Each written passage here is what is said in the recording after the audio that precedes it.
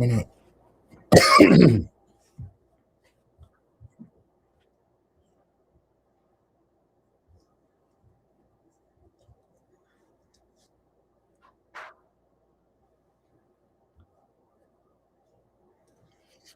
Hey everyone, as you come on in, welcome. I'm Nick Perro. This is Banner and Backbone on a BannerCast. I'm going to be reporting right now, or just putting up um, the reporting that's coming out of Minnesota right now. There was another ICE shooting today. Um, and from the reports, the individual who was shot in Minnesota has died from their injuries. There's now tear gas being shot in Minnesota at protesters. I'm going to turn over to the next scene here, and this is all going to be video that's being caught right now from Status Coup News. And so go follow them on YouTube, on Substack. I will put up a link to their Substack because I think it's important to provide credit where credit is due. So let me get that up. I'll be in the background monitoring. I've invited a couple others if they want to join, but we're just going to be putting out coverage of what's going on in Minnesota because ICE is escalating, and tensions are rapidly escalating due to federal attempts to raise tensions in our country. So I'm going to switch over to the Status Coup News reporting, and I will see y'all at breaks or intervals in between. And hopefully we can get some others pulled on to um, increase the breadth of this discussion.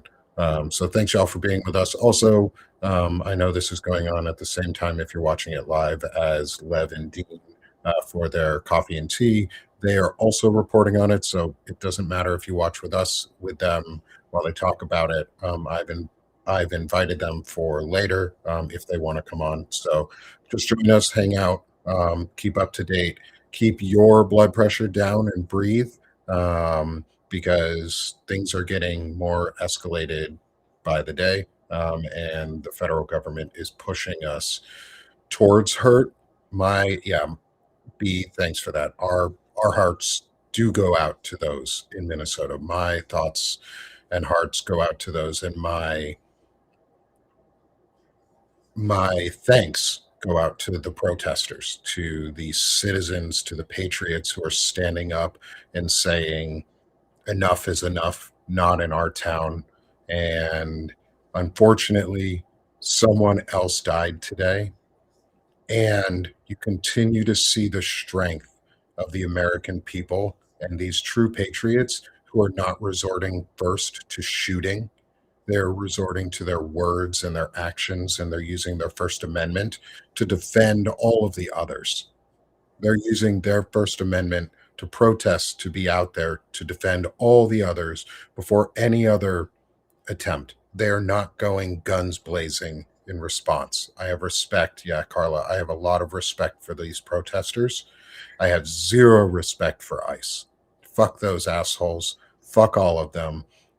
And enjoy or continue to watch. Don't enjoy, but continue to watch and take heart from the protesters who are out there defending all of our freedoms and rights and actively putting their lives on the line for a future in America that we all want. So thanks everyone for being with us. And again, this will be live for a while. And just keep your hearts and your thoughts out to those who are in Minnesota right now and others around the country who are facing increased violence from ICE. So switching over to the Status Coup News.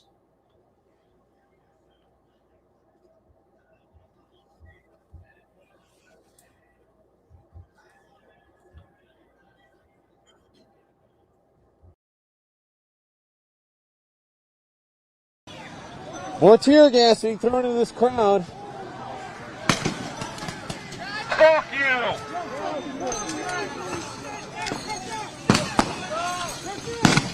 Done!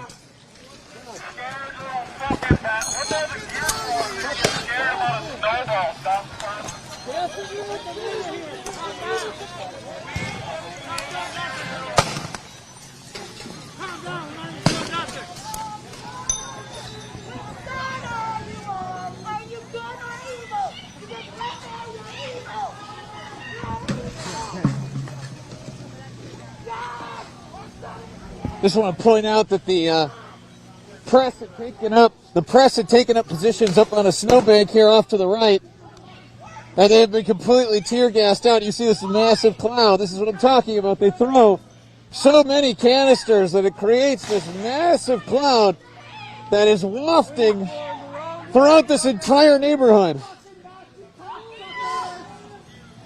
What are you doing? You just shot someone and you're terrorizing us! What more can we take? Fuck you!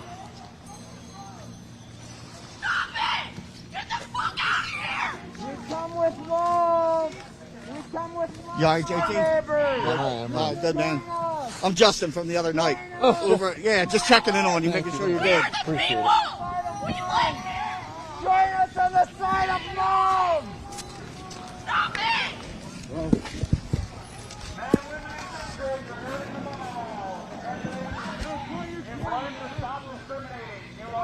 Governor Walz just demanded Trump remove all immigration officials now. Yeah. We're just getting word here that Governor Tim Walz, the Democratic governor of Minnesota, has just demanded that President Trump remove all immigration enforcement officials from the Twin Cities area now. In response to this scene, to what is happening here in the Twin Cities. But I'll note that it is just a repeated call from the governor, echoing what Mayor Jacob Frey had to say.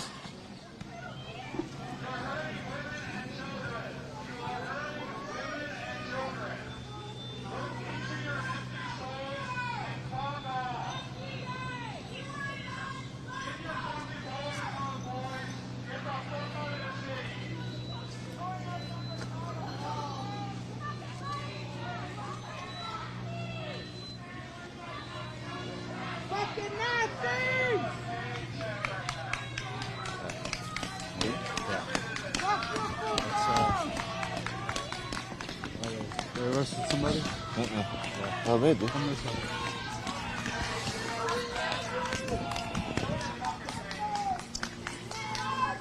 Seeing federal authorities leading someone away in handcuffs. First news I heard today. Didn't see them get arrested, but apparently they were.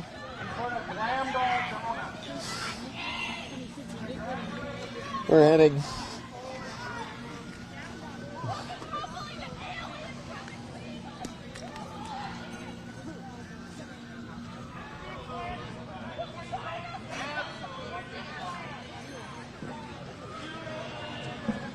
Moving up there. Yeah. We're seeing federal agents. This parking lot that we're standing in are creating a little bit of a perimeter here at the one exit from this parking lot.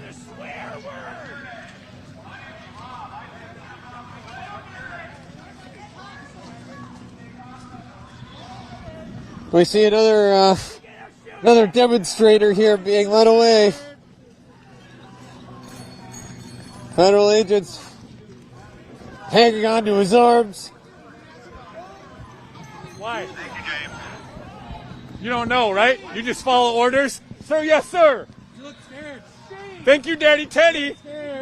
You know Daddy Teddy's no longer around? He ran away, too, because it's too cold in Texas for him. You look sweet. Sir, yes, sir. Donald Trump. Sir, yes, sir. Daddy Trump. You look In the sweet, ass, boy. please, Daddy. Better go back home, boy. You're gonna put belt to ass pretty soon, boy. Yeah. Yeah. You're fucking gay, boy. Yeah. I can tell. Come over here. What? Yeah, you're tough, ain't you? You're tough, huh? Yeah, you're tough. I can tell you're tough. Federal agents and the protesters are exchanging words here, exchanging insults back and forth.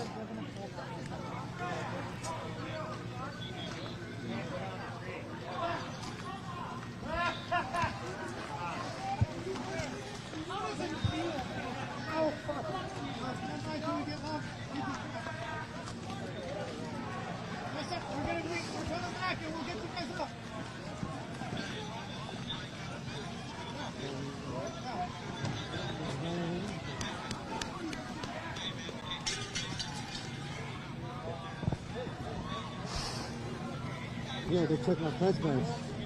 They took it? Yeah, they took it. I got punched. I said I'm pressed, and then he was like, show me press badge. He put his body camera on and took a video of it. Because we usually give up 3 warnings before if there's escalatory or anything, so be here for that, okay? Yeah. Hearing there that one of the federal agents just came up and said that they tried to issue, saying that they are trying to issue warnings before they fire the tear gas and to tell us to listen for those, to be aware. Any orders from that. But yeah, never happened. We haven't heard any. They haven't heard any warnings for all of those tear gas deployments that we've experienced so far. Sorry? If everybody's yelling over us, you won't be able to hear. So. One agent saying, if everybody's yelling over us, you won't be able to hear. This is good. You guys can come up.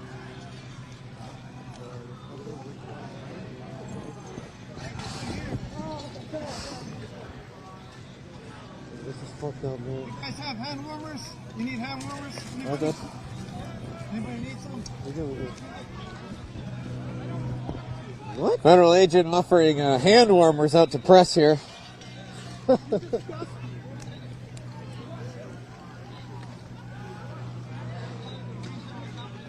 wish I recorded that. This was the best shit ever. You did? You have it? Yeah.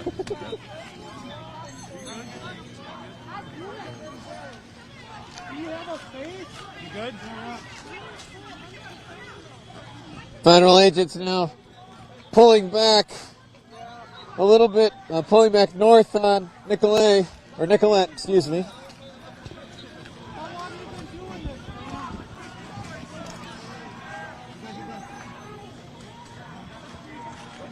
Hey, you guys are good to go over there with the tear gas. Yeah. Go over here.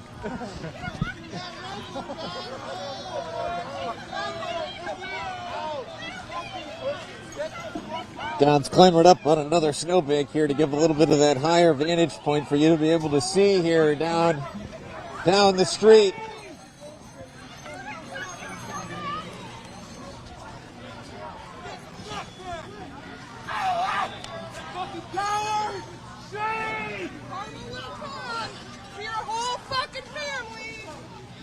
And I'll note that what you're seeing here is not the totality of the federal response. All those dozens of agents that you see out here right now, this is just one side.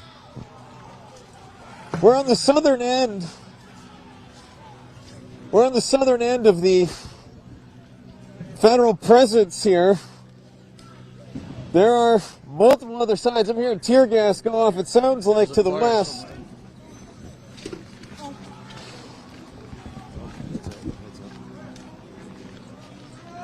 There's a fire on the other side. Is there? Yeah. Yeah, we're seeing a plume of smoke come from the north. Can't be sure as to exactly what it is from as of right now. Is there a fire over there? I see black smoke.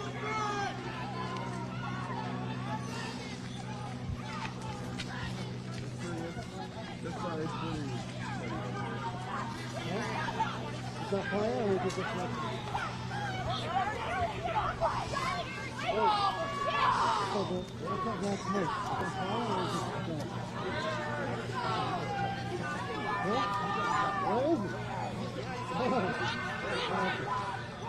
What?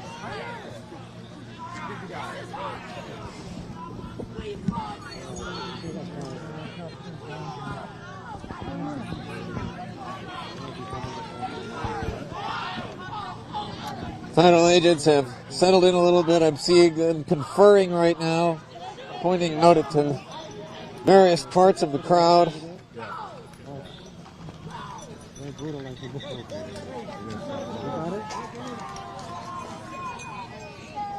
This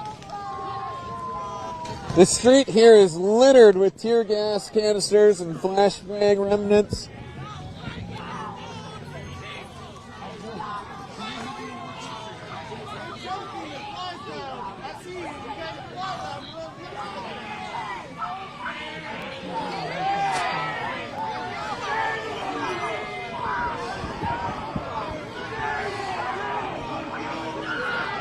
Protests are growing louder now.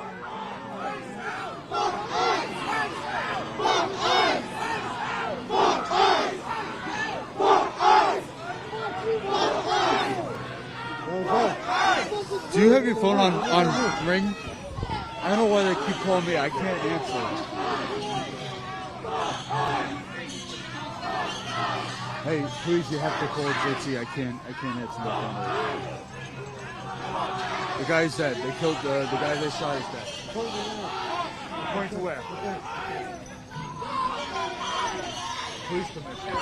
Minneapolis police. Minneapolis police are now confirming that federal immigration agents did indeed shoot and kill someone down here on the south side of Minneapolis. The second person now in Minneapolis to be shot and killed by the federal government.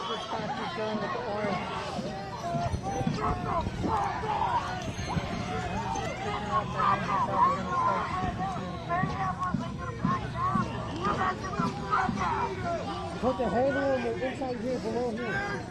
We want to do this safely for you and the community. Fuck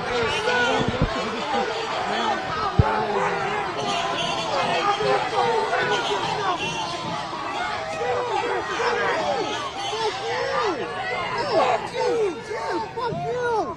Agent, fuck you! You fucking race trainer! What the fuck? Fuck you! Fuck you! We're seeing a Bearcat or an armored vehicle rolling in here. In fact, there's a whole convoy of vehicles, 2 armored vehicles, a truck and an SUV. It looks like even more behind that. It's 3 armored vehicles.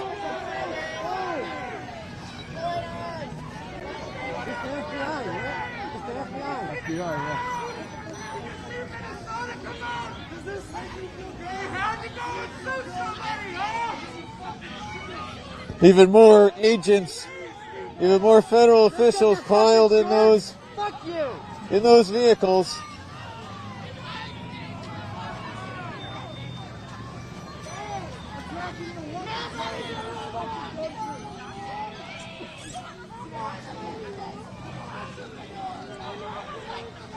So this is going to be an FBI investigation.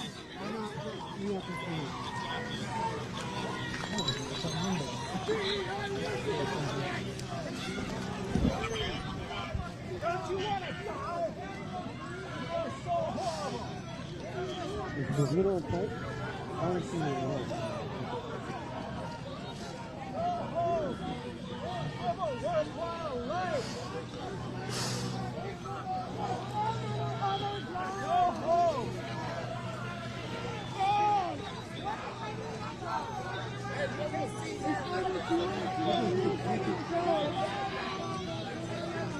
Hey, how's our battery on the line? It captures everything, from action items to key decisions. And after every call, you get a clear summary. But where it really goes to the next level is that it's the only AI note taker that connects your meetings to the rest of your work. So stop stressing about taking notes and get the AI note taker that works for you. Get ClickUp AI Note Taker for your next meeting.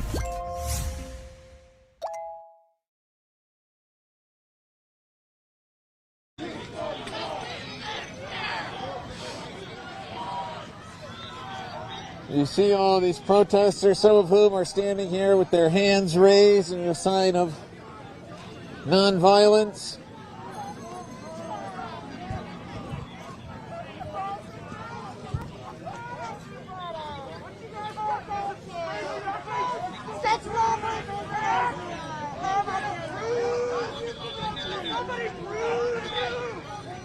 Can you hold that again?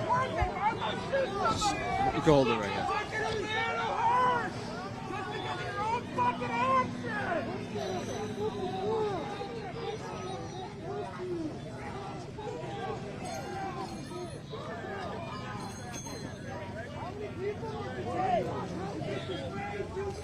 I don't know who that is. I'll find them. Thank you.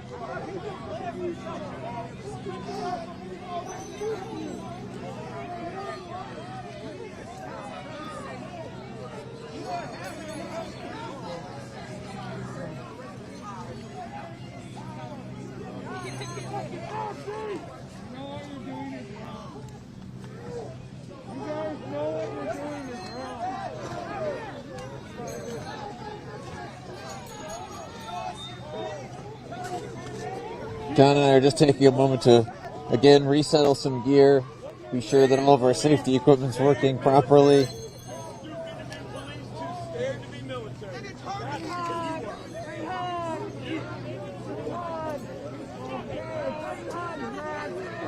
Oh, yeah. I needed it. Huh? Amazing pose, you douchebag! What? You look fucking hard! How are you, bro? Maya, how you doing?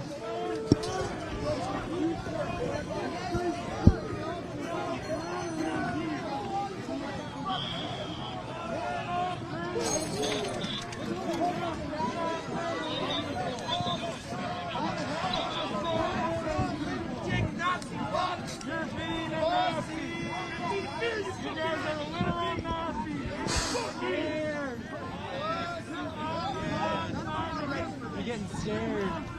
Yeah, you are.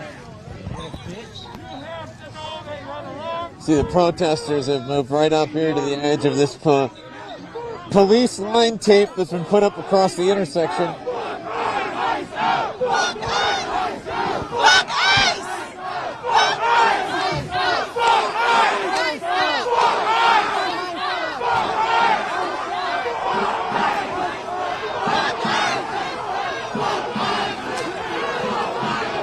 They're gonna start shooting.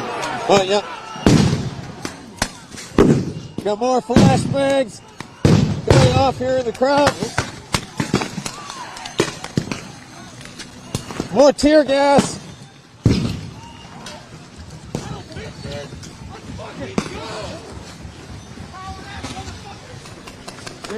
Yep.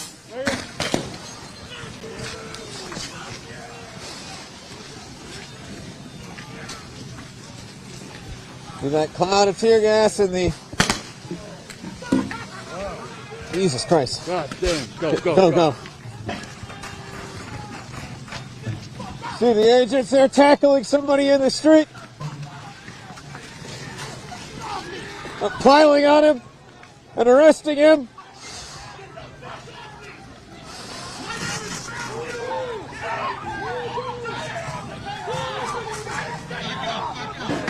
Agents telling press to back up. The man is trying to scream out his name.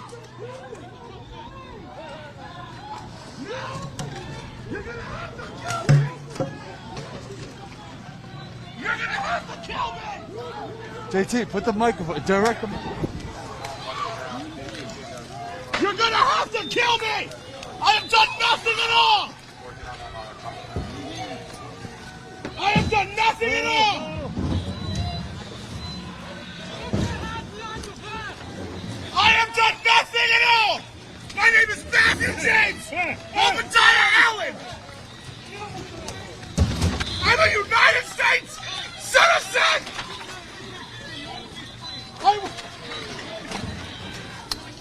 If you kill me on the street!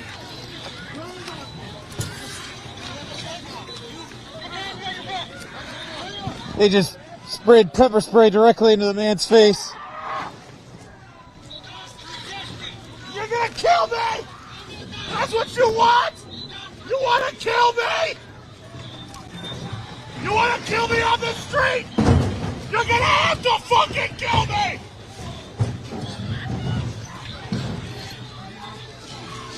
I have done nothing wrong! I have done nothing! Ah! Ah! I have done nothing wrong!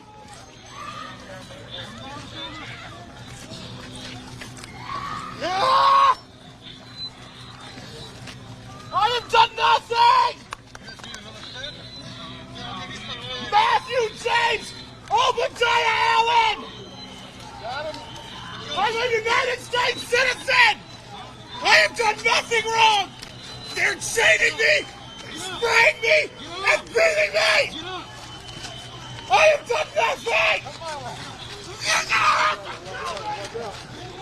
No!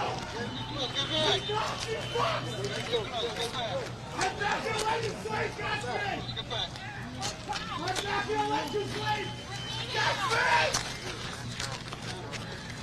Let me go! I have done nothing.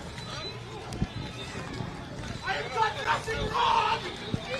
You shot me walking away with my back to you. I have done nothing.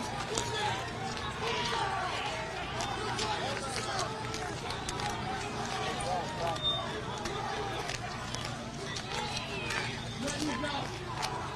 Let me go. I have done nothing. Please. I can't breathe.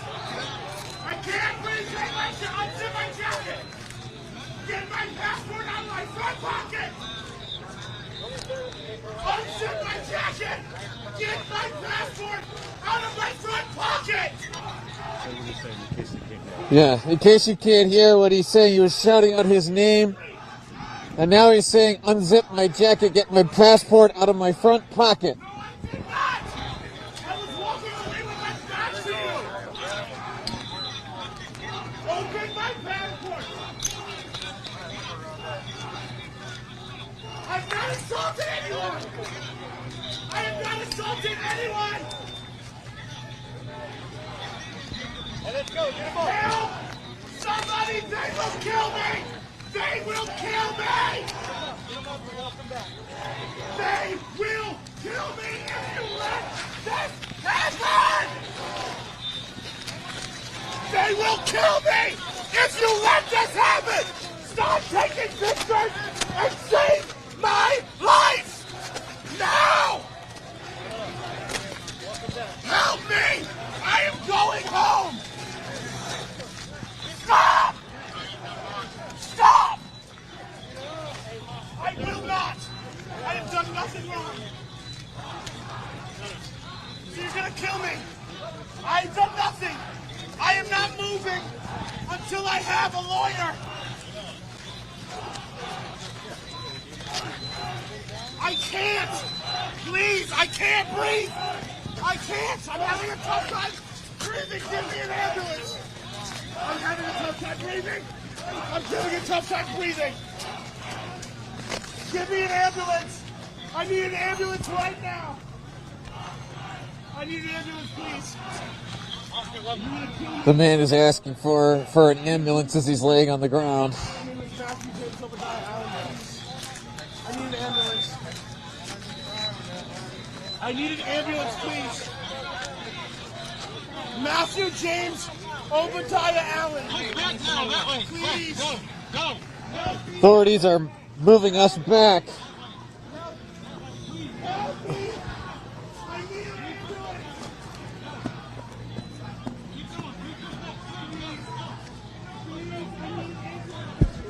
I need an ambulance, please.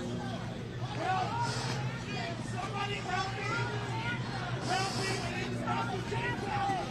Matthew James Obadiah Allen, please. I need an ambulance, please. I don't feel safe with you. I feel like I'm going to be murdered. Please. I need somebody to help me. No, I need somebody to help me. I need EMT. No, I can't. I cannot. I need to see EMTs. I do not feel safe. I do not feel safe. I need to see EMTs in my eyes. I need to see. John, they're asking us to stand on the sidewalk.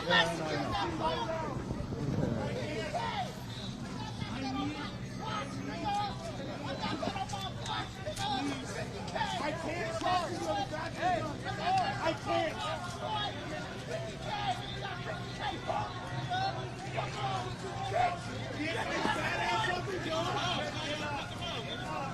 The agents are backing up a truck here to where this man is laying on the ground.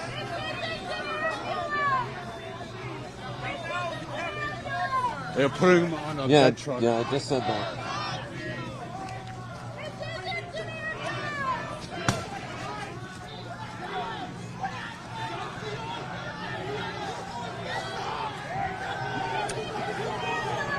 See, the agents are now moving backwards.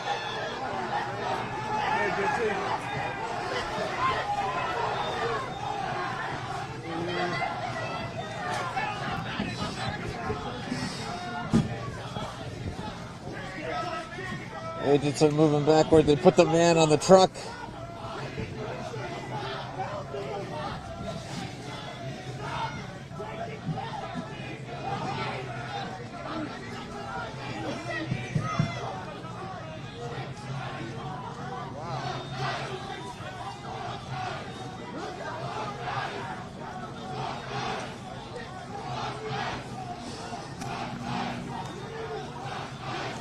Now the agents are continuing to back up here, move back north on Nicolette. Looks like they are going to start deploying gas.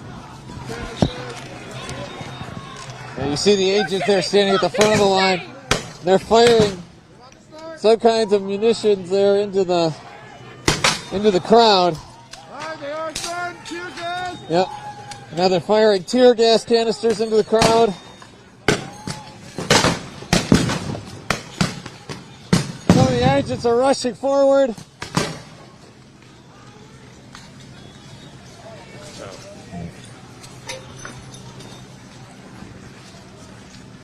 They are chasing down protesters. Yep, the agents here were following them as they rush into a side parking lot, seemingly after some of the demonstrators.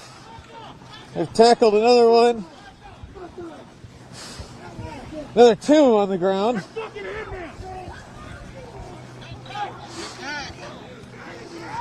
Fucking cowards! Fucking Nazis!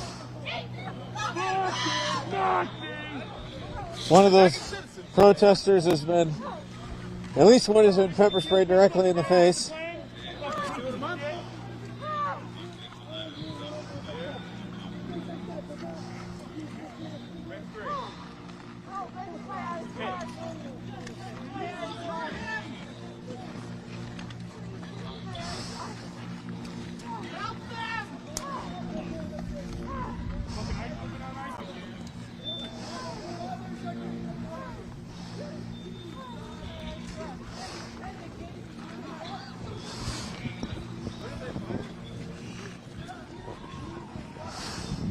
We're now nearly a full 2 blocks from Hey guys. the initial intersection. Yep. Tom. Yeah, she was on the ground. They sprayed her.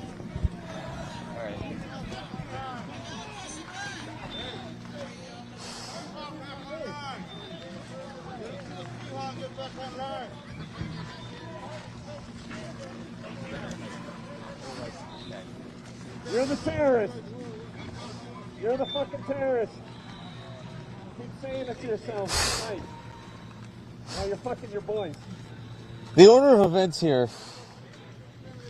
The order of events here is that the federal government shot and killed a second person in the south side of Minneapolis this morning. That's being confirmed by Minneapolis police.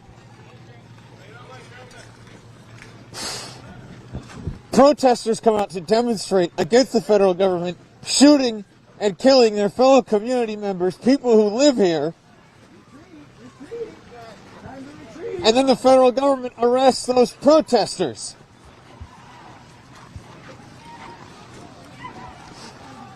Of that happening just a couple of days ago. Now we're seeing it in person. Where are we going? You see here the agents pull back into the street.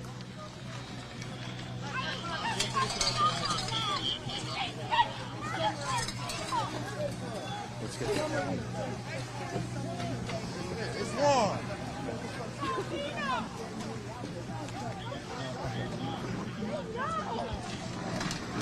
And John and I right now are being careful to stay on the sidewalk with other groups of press.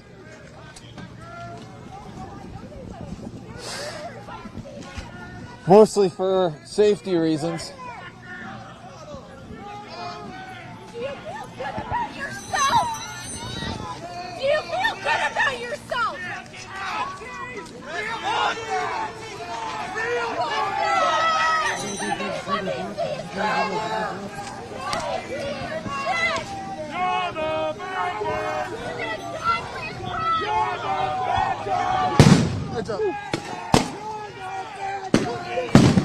More tear gas and flashbangs going off here.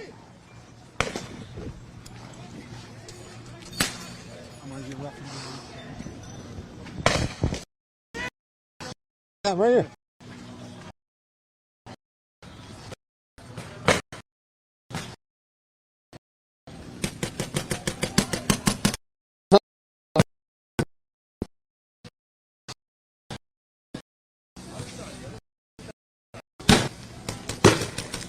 Some of the tear gas canisters back at the federal agents.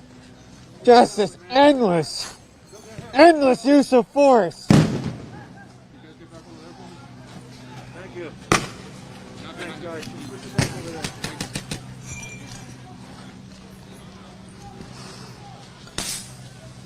It's not even really clear to me what the purpose is. Other than the pain.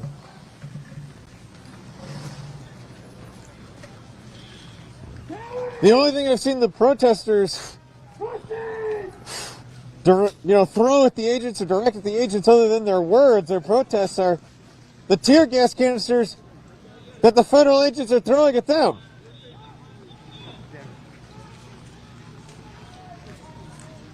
Where's this gas going? Right there, it's wafting this way. Right.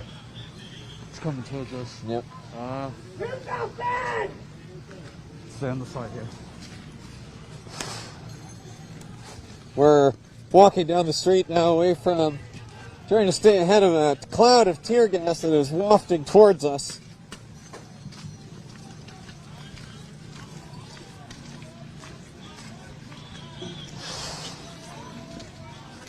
You good, John?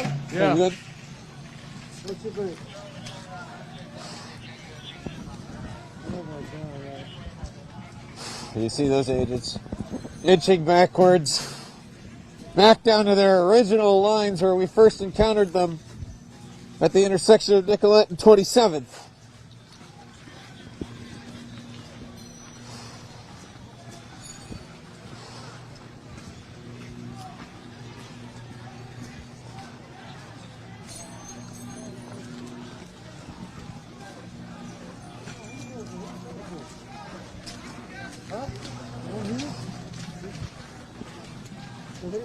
Yeah.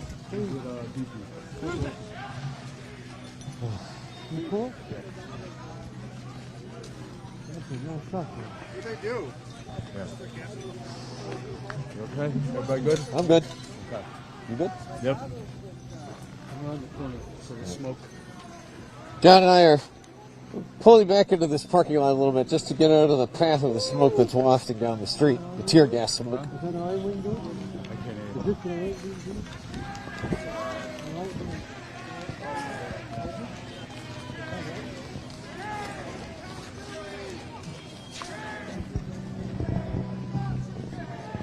I gotta charge you, man. Yo, that broke my heart. Okay. So, dude. Oh, yeah. I know. I know. Yeah, you can't do anything. You broke my heart, bro. I have such, I don't want to cry, bro. I know. This was just the most fucked up. See, some of the protesters are also inching their way forward on the streets. Some of those protesters are dragging pallets. Hey, come here. Some of the protesters are dragging pallets and rolling garbage bins as makeshift blockades in defense here. And agents responding with another round of tear gas and flashbangs.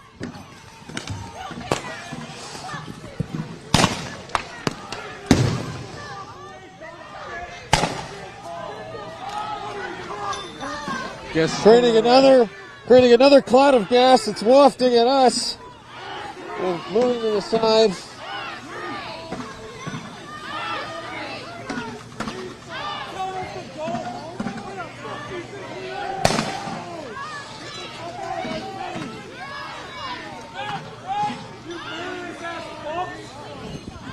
Look how excited you are to assault. Look at yourselves. What is wrong with you? What is wrong with you? You have no moral compass? You care about humans? What the fuck are you doing here? Look at this! You are creating this! No one knows. You're not helping anyone. Go home. You sad fucks. We're being enveloped in tear gas right now, John. Let's go. So we're moving just to get out of the path of the gas. You see all these other people who are moving too. They're responding to the same gas. Just trying to get out into more breathable air. And, oh yeah, more federal agents coming down the alley. Oh, a bunch of big fucking pussies. What's up, guys? We're to protect the city. Fucking pussies. You guys are fucking pussies. Starting with the Nazis again. You see there, the federal agents are clearing the street.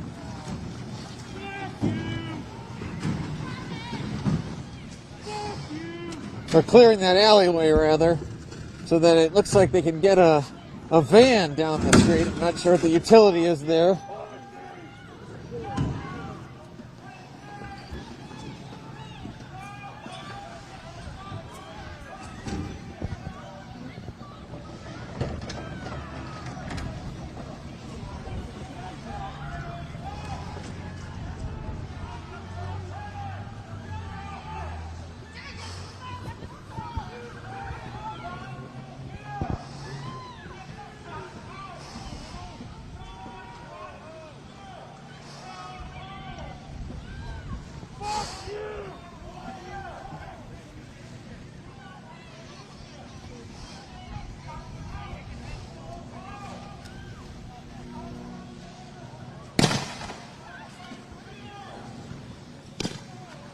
Federal agents back in this intersection are again firing off flashbangs and tear gas canisters south on Nicolay. Yep. Agents here are over here by this alleyway are clearing the path for this alleyway. It looks like they want to move this van, continue it down the alley system here running parallel to Nicolay. Why are you protecting them? What's wrong with me? The agents are moving the barricades that protesters had put up. And harming us and killing us and kidnapping us. And you're protecting them. What community do you serve? What is wrong with you? Come on. Like, are you kidding? We're the bad guys. They're killing our neighbors. What the fuck? Good job serving your community, you fucking idiots. Like, what the hell? Fucking cowards! Fucking cowards!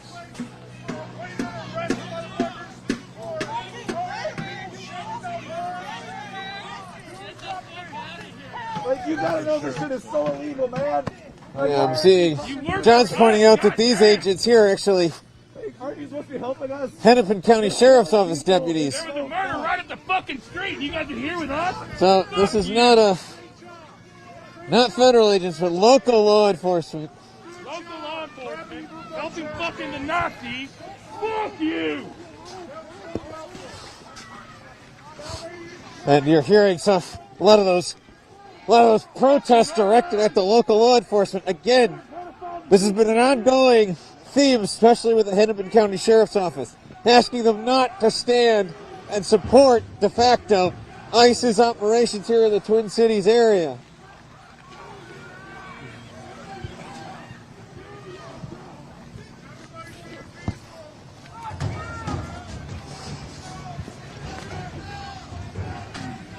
Looks like a Minneapolis fire truck. This is the sheriff's office. Yeah. Minneapolis fire truck here is being moved here into the street as well, and it's being brought into this alleyway.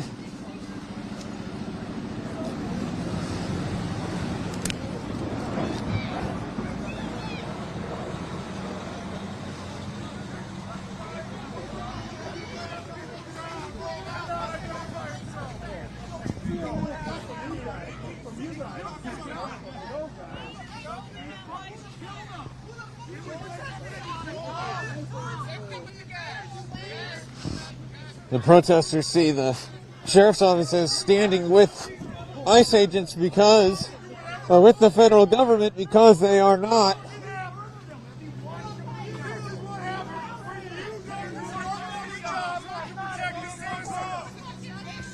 because they feel the sheriff's office and local police are not doing enough to protect the people of Minneapolis, of the Twin Cities area.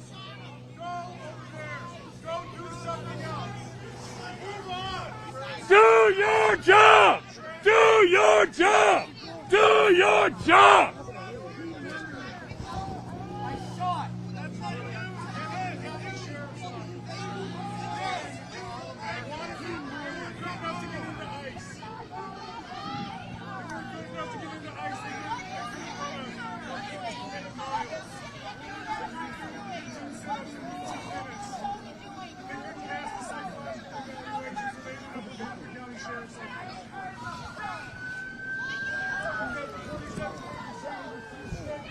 Hearing sirens not too far from where we're standing, but I do not see where they're coming from. Sounds like they're to the north of where we are.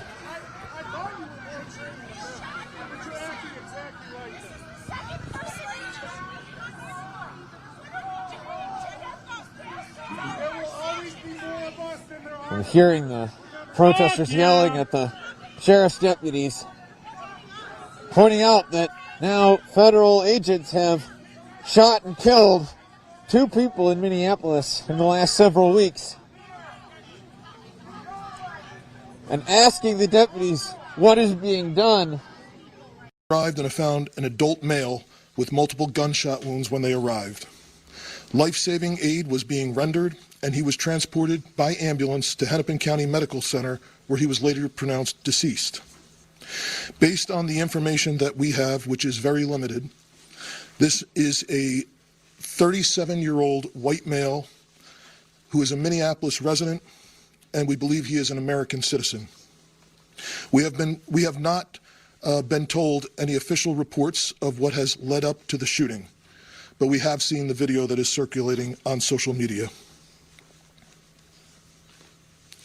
Our demand today is for those federal agencies that are operating in our city to do so with the same discipline, humanity, and integrity that effective law enforcement in this country demands. We urge everyone to remain peaceful. We recognize that there is a lot of anger and a lot of questions around what has happened, but we need people to remain peaceful. In the area, we have an unlawful assembly at this time. Minneapolis police have given multiple warnings for the crowd to disperse. We are asking for people to avoid the area and to leave if you are there. We have requested mutual aid from the Minnesota State Patrol and from all our local and county regional partners. We ask everyone to remain calm and to please do not destroy our own city.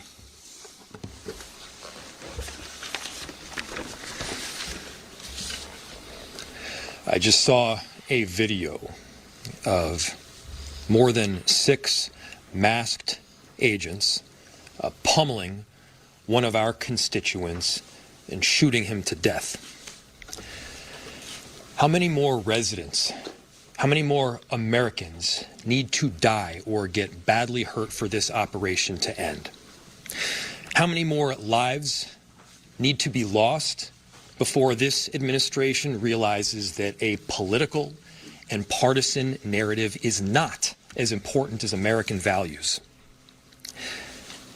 How many times must local and national leaders must plead with you, Donald Trump, to end this operation and recognize that this is not creating safety in our city? As you'll hear from Director Sayer in just a second, we have seen these kinds of operations in other places, in other countries, but not here in America. Not in a way where a great American city is being invaded by its own federal government.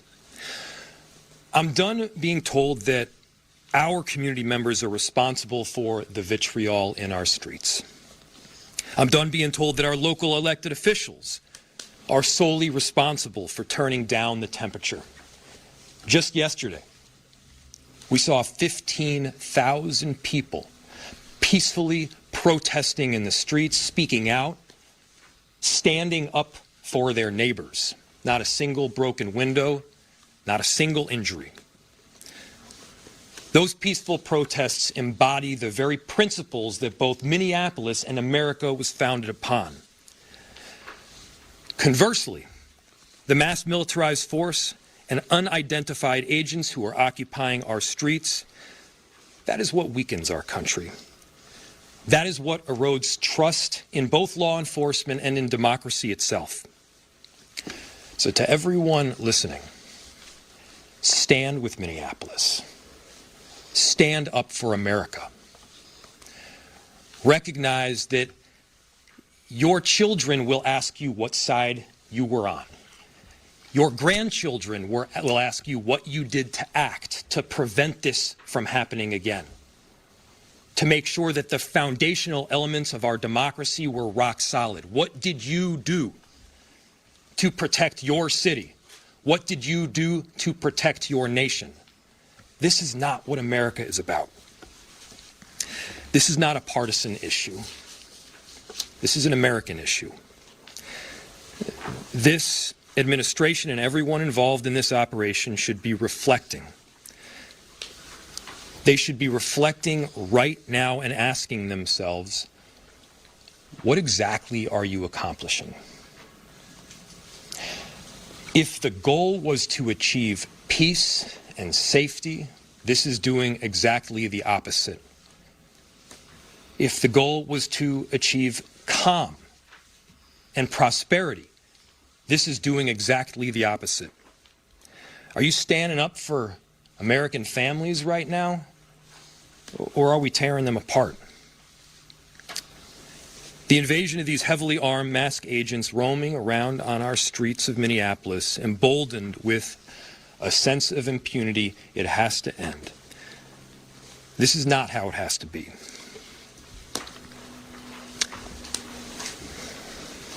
So, to President Trump, this is a moment to act like a leader. Put Minneapolis, put America first in this moment. Let's achieve peace. Let's end this operation, and I'm telling you, our city will come back. Safety will be restored. We're asking for you to take action now to remove these federal agents. Director Sayer.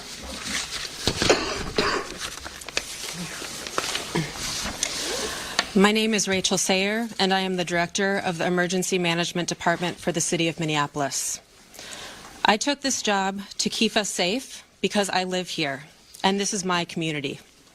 We are doing everything we can to mitigate the impacts of this terrible situation. The city's Emergency Operations Center continues to be activated, as it has throughout the surge in federal agents over the last few weeks. We are tracking impacts and coordinating the city's response to this situation, which is having profound repercussions in our community. I can't underscore enough how much Operation Metro Surge is impacting our city. Families with loved ones detained and those who are afraid to be in public lest they become targets need help accessing the most basic necessities like food, housing, and rides to school. Businesses are shuttering and our local economy is severely impacted, which means families are suffering, just as we were rounding a corner in our recovery. Many of our Minneapolis residents, my neighbors, my friends, my community members, are ceasing participation in public life, afraid to even go to the doctor. In response, the city enterprise continues to utilize our entire emergency apparatus. That means staff across departments, often around the clock, are putting their regular jobs on hold in order to respond to the impacts of Metro Surge. I want everyone to know there are numerous resources available to community members right now. We have mental health help available. We have food assistance, housing and rental assistance, legal help. We are sharing information about what to do if you are exposed to tear gas, pepper spray, or other chemical agents. And the state AGs and ACLU are collecting reports of rights violations. You can access these resources on the city's virtual resource center at minneapolismn.gov/ice. Please share this information with your neighbors. We have help and we want you to be able to access that. My background is in international humanitarian response in conflict zones in Yemen, Haiti, Syria, Iraq, and Ukraine. What I've seen here is what I've seen there. A powerful entity violently and intentionally terrorizing people, making them afraid to go outside so they can't earn a living, so that kids are forced out of school. This has a lasting generational impact. People can't plan a single day of their lives because they don't know who is around the corner and if their family member or neighbor is about to be taken away. In these times, you see both the best and the worst. The worst is the terror and the feeling of helplessness. The best will continue to be our community's response. The way we are showing up for each other, that is in the absolute worst of times. We're showing up for each other in the absolute worst of times. I'll turn it back to the mayor. Thank you. We'll open it to questions. We are seeing an incredible volatile situation unfolding right now around that scene. Is there any communication right now between local, federal law enforcement or cooperation, or where do those efforts stand to try to calm what's going on down there right now? Yeah, I'll turn it to the chief to answer. So the question was, there is an incredibly volatile scene in South Minneapolis right now, and the extent of communication with law enforcement agencies. We have established a command post that is led by Minneapolis Police, and there are representatives from all of the regional, local, county, and state organizations. We have had communication with Homeland Security, but they have not been able to provide us any specific details around the incident itself. We are responsible for ensuring the safety of people on the streets of our city, and we are doing everything that we can to maintain the peace right now, led by Minneapolis Police, but with the help of the Minnesota State Patrol, Hennepin and Ramsey County Sheriffs. Several suburban towns are in the city helping us with 911 calls. We have done an emergency recall of all sworn personnel back to duty. And we are working with the fire department right now to ensure that 2 small fires that were started in the area are safely extinguished. But again, we need everyone to avoid the area if possible. And the people who are in the area, we understand your frustrations. This is not sustainable. But we need people to leave the area at this time. Is the National Guard involved? We have communicated with the National Guard. They have been on standby for several days, and we have ensured the National Guard, as well as all of the local law enforcement partners, are aware of the situation. Chief and Mayor, if I can ask you, this is a statement from Tricia McLaughlin, spokesperson from DHS. She said in her statement, an individual approached U.S. Border Patrol officers with a 9mm semi-automatic handgun. Seen here, they showed a picture of it. The officers attempted to disarm the suspect, but the armed suspect violently resisted. More details on the armed struggle are forthcoming. Fearing for his life and the lives and safety of fellow officers, an agent fired defensive shots. Medics on the scene immediately delivered medical aid. Is that what happened? So Minneapolis Police, the question was, you read a statement from DHS saying that a weapon was presented and there was attempts to disarm the person. Again, like I stated earlier, Minneapolis Police, as well as our supervisors, our watch commander, responded to the scene. We were not provided any public safety statement around the incident, what happened. We have since seen a video that is circulating online, like thousands of other people have at this time. So we do not know what happened prior to the recording that is online right now. I immediately called for the Minnesota Bureau of Criminal Apprehension to respond, to conduct an investigation. They are on the scene. I believe the FBI is on the scene as well. But I think the video speaks for itself. What I can tell you is we have identified this person, 37-year-old white male, resident of the city. The only interaction that we are aware of with law enforcement has been for traffic tickets, and we believe he is a lawful gun owner with a permit to carry.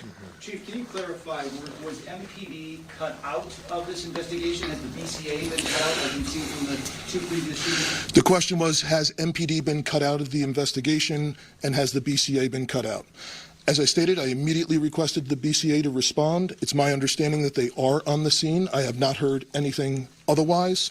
There was initially some information was relayed to me over the radio that our officers were told that they were either not needed or could leave, and I gave a direct order to ensure that Minneapolis police maintain the scene as well as other state and local law enforcement. Can you talk about the discrepancy? Do you know whether it was multiple officers involved in the shooting or one officer, and do you know their whereabouts, whether in custody at all, or still on the scene? So the question was is there multiple officers involved in the shooting?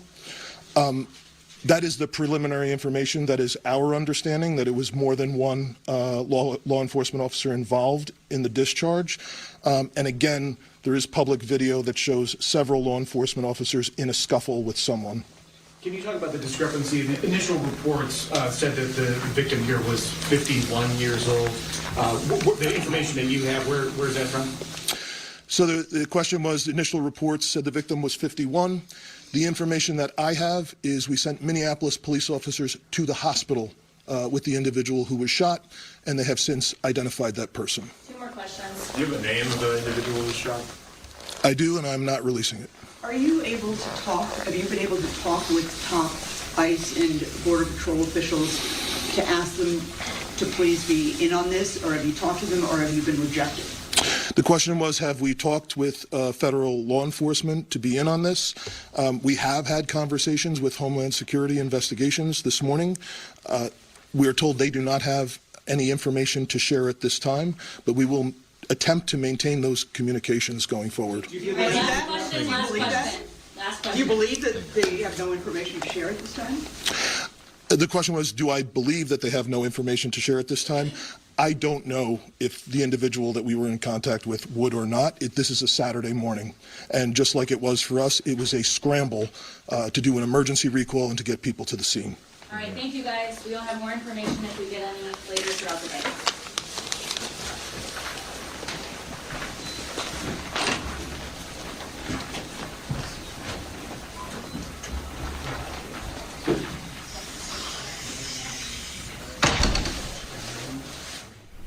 And there you have it. Police Chief Brian O'Hara, Mayor Jacob Frey, conducting your own briefing here as to what happened here this morning. My name is Tim Blotz. I'm here with Leah Bino inside the Fox 9 studios, and we've been watching everything that have unfolded here today. A couple of key passages from this news conference. And by the way, we are waiting for the feds to also hold their own briefing here with Greg Brevine. John has a heated set of gloves, so I just took, it was my right hand that was feeling it bad. So John and I switched my right glove for his right glove. So I'm just getting a little bit of warmth going in my hand right now, which is exactly what I needed. What about your other hand? You have a hand warmer? My other hand's fine. In your pocket. What's that? You have one in your pocket. Okay, thank you. Thank you. It's active in your pocket. In case you need, just put it in your hand.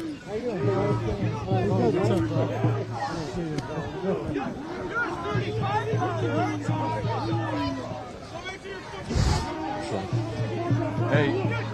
Yeah. I'm ready to go if we need to go. Okay. Check the battery on here.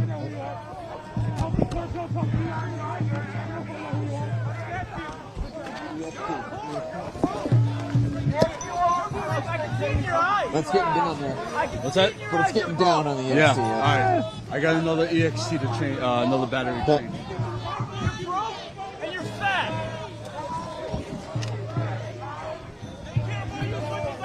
Sean, yeah, you help me get this one.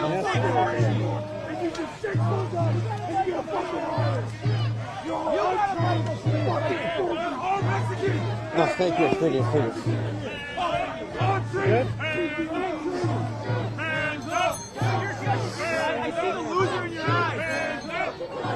You see the passion, the emotion, the desperation on display here from the people of Minneapolis.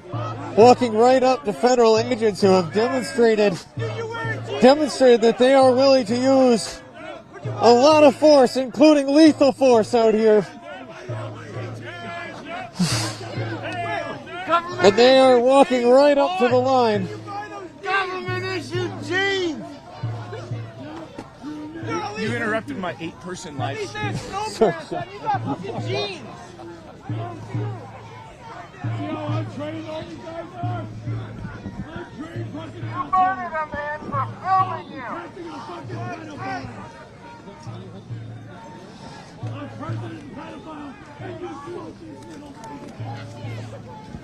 I was a little nervous to come to this, but right now I'm like, Jesus Christ, I'm not at all.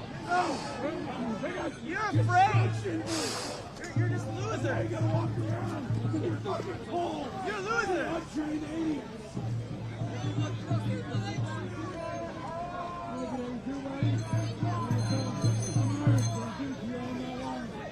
Yeah, you got to shake your head, laugh a little bit.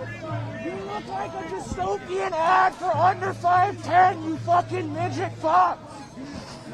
We are 50,000 strong. You can't beat us. I'm searching for the words right now. I'm quiet on the mic just because I'm searching for the words to describe what is happening down here. I mean, the sights and sounds you can see and hear on the camera, but the feeling. This is a community that's way beyond mourning. Way beyond mourning. This is a powder keg.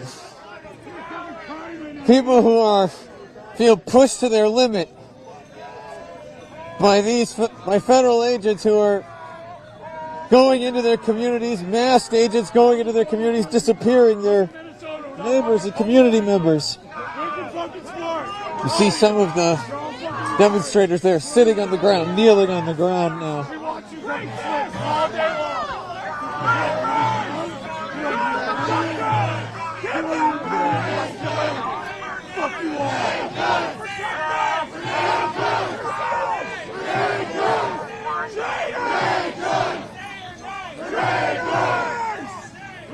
Right now the crowd is chanting, "Say her name, Renee Good," in reference to the first person that federal agents killed this year in Minneapolis. And now, of course, we're on the scene of where federal agents shot and killed a second person.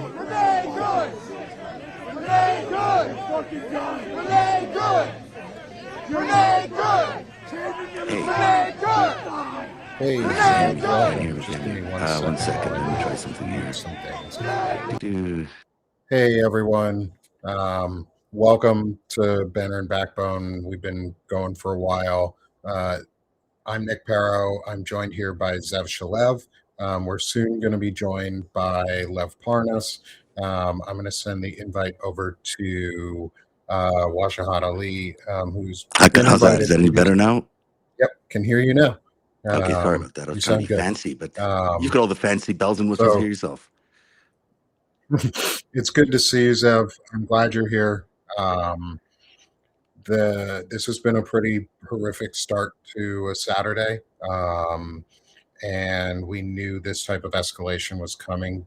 But a 37-year-old, I believe it was, American citizen has been murdered in the streets. He was shot. Basically an entire clip of a magazine's worth of ammunition from a 9mm, and he was murdered by ICE agents. And they are looking to incite violence and increase tensions. And now is the time for citizens to remain peaceful in the way that these folks in Minneapolis are, these protesters, these courageous patriots are doing, is standing up to the violence without responding with violence.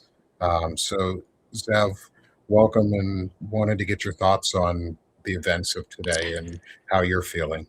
Yeah, I've been watching as carefully as you have. There's a lot to be disturbed about. Obviously, we don't know the full details of the shooting, but from what it appears like on video, this seemed fairly unprovoked. I know the Department of Homeland Security is out there telling people that there was a gun and this guy was armed in a dangerous way. We just don't know enough of the details around it to confirm any of that. But we have to have a healthy distrust of everything that comes out of the Department of Homeland Security. And I guess their spokesperson now, Bavino, is going to be making a statement at any time now, if I'm not mistaken. We'll see if that actually shows up and what he'll have to say. You say there's a 37-year-old. I've seen a different age pop up around online, and I'm just trying to see if I've got the details here that are the same as yours. But I saw I guess CBS News is saying 37-year-old man. I did see on Minneapolis newspapers that the man was 37, but I guess we'll go with the sorry, it was 53, but I guess we'll go with the 37-year-old. That press conference was disturbing because here we are again appealing to the President of the United States to be presidential, to do his job, to go out there and calm the situation, to be a leader at a time of crisis. This is what we expect of presidents. I don't expect we'll see it in this case. I think we're going to keep seeing a president that is going to claim through alternative narratives, through made-up facts, that somehow this victim, this murder victim, was justifiably killed by his gang of thugs that we now know as ICE, these lawless people that are wandering around the streets of Minneapolis and Minnesota, forcing people to, not have their First Amendment rights and their other rights, to hide, to be scared. They're going door to door. They're using these incredible tactics, which of using a 5-year-old as bait to get their family to come out. I mean, this is a level of disorder that we have not seen on American streets, and certainly never performed by the state itself. I mean, that's the most horrific thing that we're seeing. So this is the government killing people, killing its own people on the streets of its own cities. What could be more horrific than that? Yeah, and you're seeing, and you're not hearing right now. I have it muted for the moment, so it's easier for all of us to be able to talk and have this discussion. For Zev and I to talk about this. This woman is angry. This woman is yelling, saying they have a right to be here because you murdered someone in our community just now, and we're angry. We're unarmed, but we're angry, and we're allowed to be here. And that's right. You have the right as Americans to gather peacefully, to protest what is injustice, to protest tyranny, to rise up and prevent tyranny from becoming the norm.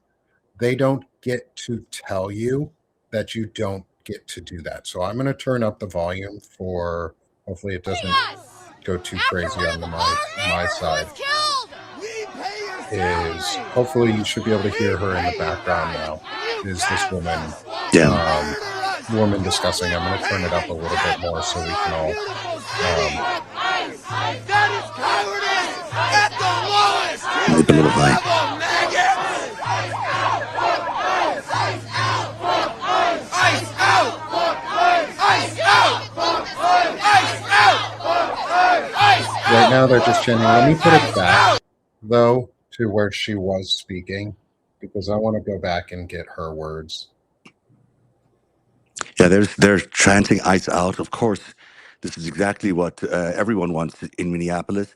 Governor Tim Walz earlier on called the President of the United States. I just spoke with the White House after another horrific shooting by federal agents this morning. Walz wrote on X, Minnesota has had it. This is sickening. The president must end this operation. Pull the thousands of violent, untrained officers out of Minnesota now.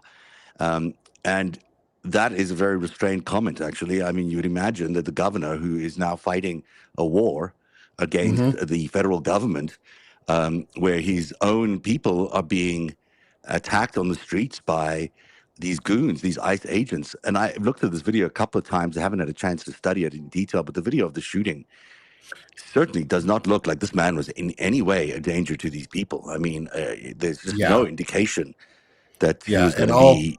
I'll put that video up too on the screen after. Sorry to interrupt there. No problem. I'm just giving you some time to see if you needed to re-rack that. So Yeah, I'm good to re-rack this right now.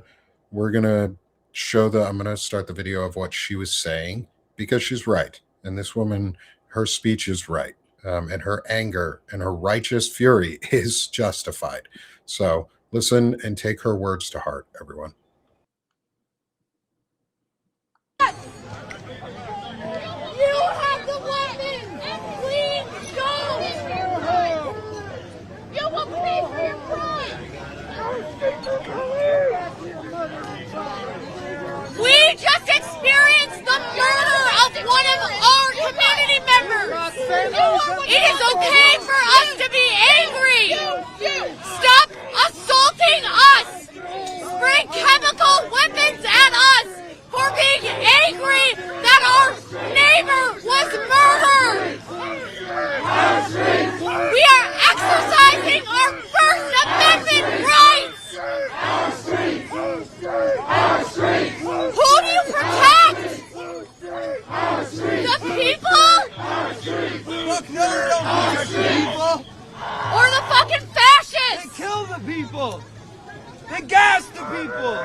They don't protect the people. This is fucking crazy what's happening here! It's fucking crazy! We are unarmed!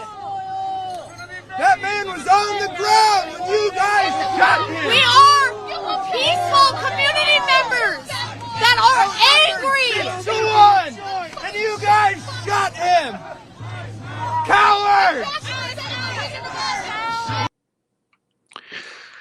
Yeah, Cowards is right. Yeah. They're cowards. These people are cowards for what they have done. And I'm going to put it back up to live for those who are going. I'm going to turn it down a little so that we can talk with it in the background. Not protecting is the people. What they're not protecting is the Constitution. What they're not protecting is the people. They're protecting the fucking fascist overlords of this bullshit fucking country. We won't stand for it. America could be great if these fucking cowards got the fuck out of here. Jesus fuck. I think he encapsulated what some of our thoughts, but I want to show the video of the shooting. So this is going to be a trigger warning for everyone. I'm going to show the video of the shooting, and it's awful. It's awful.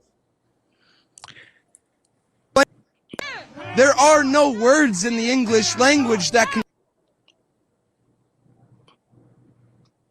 They're doing too much, man, and they keep pushing people, you know?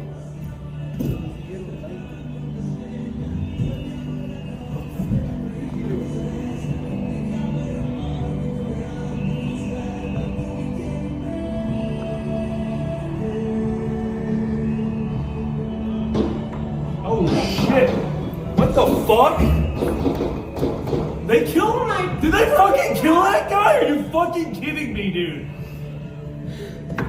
I'm going to show that again. Are you fucking kidding because me? there is a That guy's moment dead. where you see this guy get shot multiple times.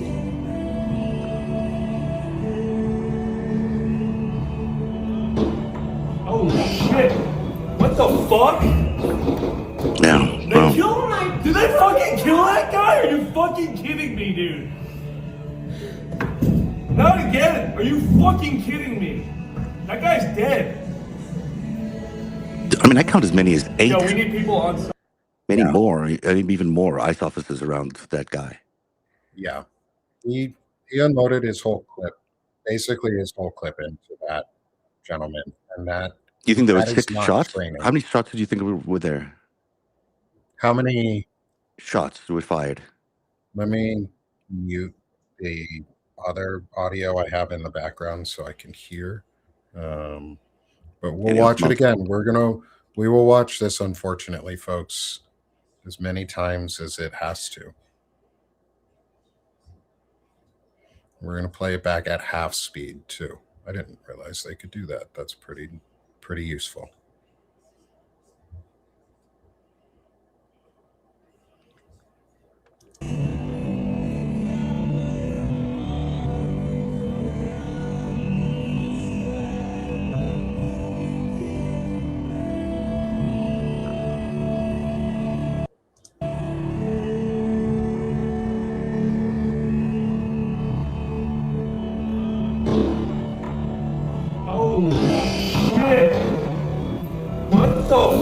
fuck?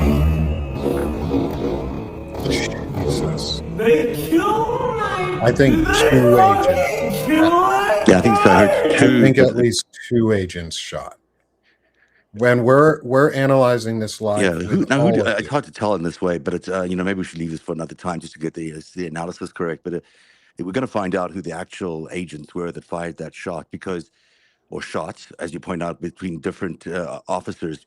And there are other angles that we're going to get. I mean, there's already a person on the other side of this angle who's shooting video as well, and it would be interesting to see what that looks like. There's enough, I think, eyes on this to be able to get a pretty good assessment of it, although you don't really need it. I mean, what else do you need? You've got a guy here who's on the ground being kicked and beaten and held down by 8 or more officers, and he's shot in cold blood. I mean, even if he was armed, even if there was a weapon involved, if those 8 agents are not able to, subdue him and in a peaceful way without having to kill him, we have lost our way in America, because there is no doubt that any law enforcement officials are trained enough, if they're in 8 of them or more. God knows how many people were I there. have another angle from the video too. Okay, that'll be interesting to take a look at.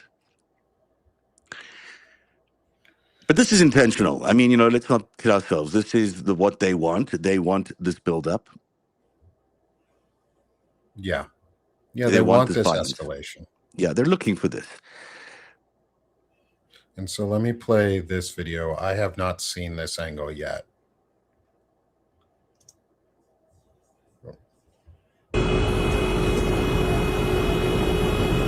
Things got buried.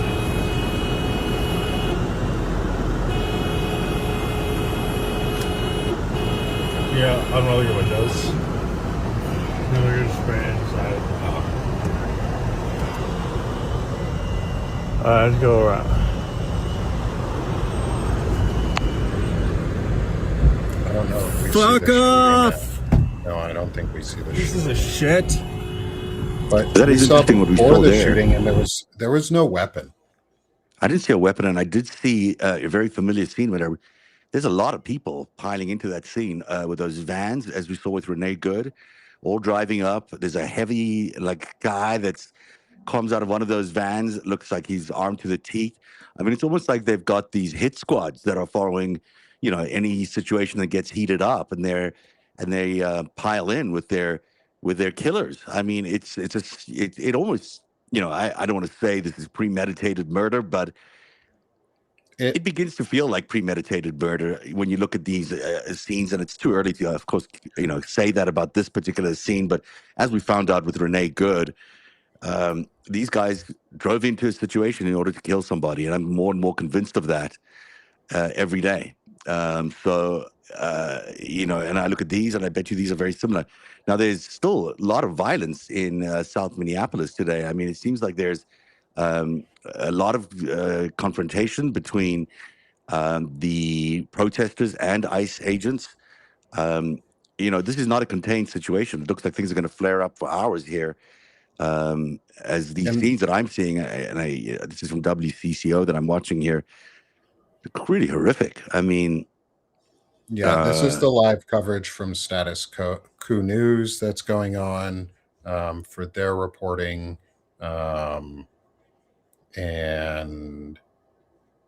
I was looking at one of the local Fox stations in Minneapolis, and they've got some other angles, and it's like there's crowd clearing. There is, it's a militarization of Minneapolis. Like that's what this is. This is the militarization of Minneapolis and of our country being aggressively taken over by an unaccountable police force, because they're saying, we can do this. You can't stop us in any way. And if you try to stop us, it's an insurrection. That's what they're saying. They're trying to threaten Governor Walz to arrest him at this point. Like, that is... I mean, these are scenes out of Baghdad. I'm not that I've been there. Yeah, these are scenes from war. This is what... There was one of the ICE agents who said, oh, this is like Call of Duty. Like, he's excited for the violence and excited for this madness and death. Like they want the escalation.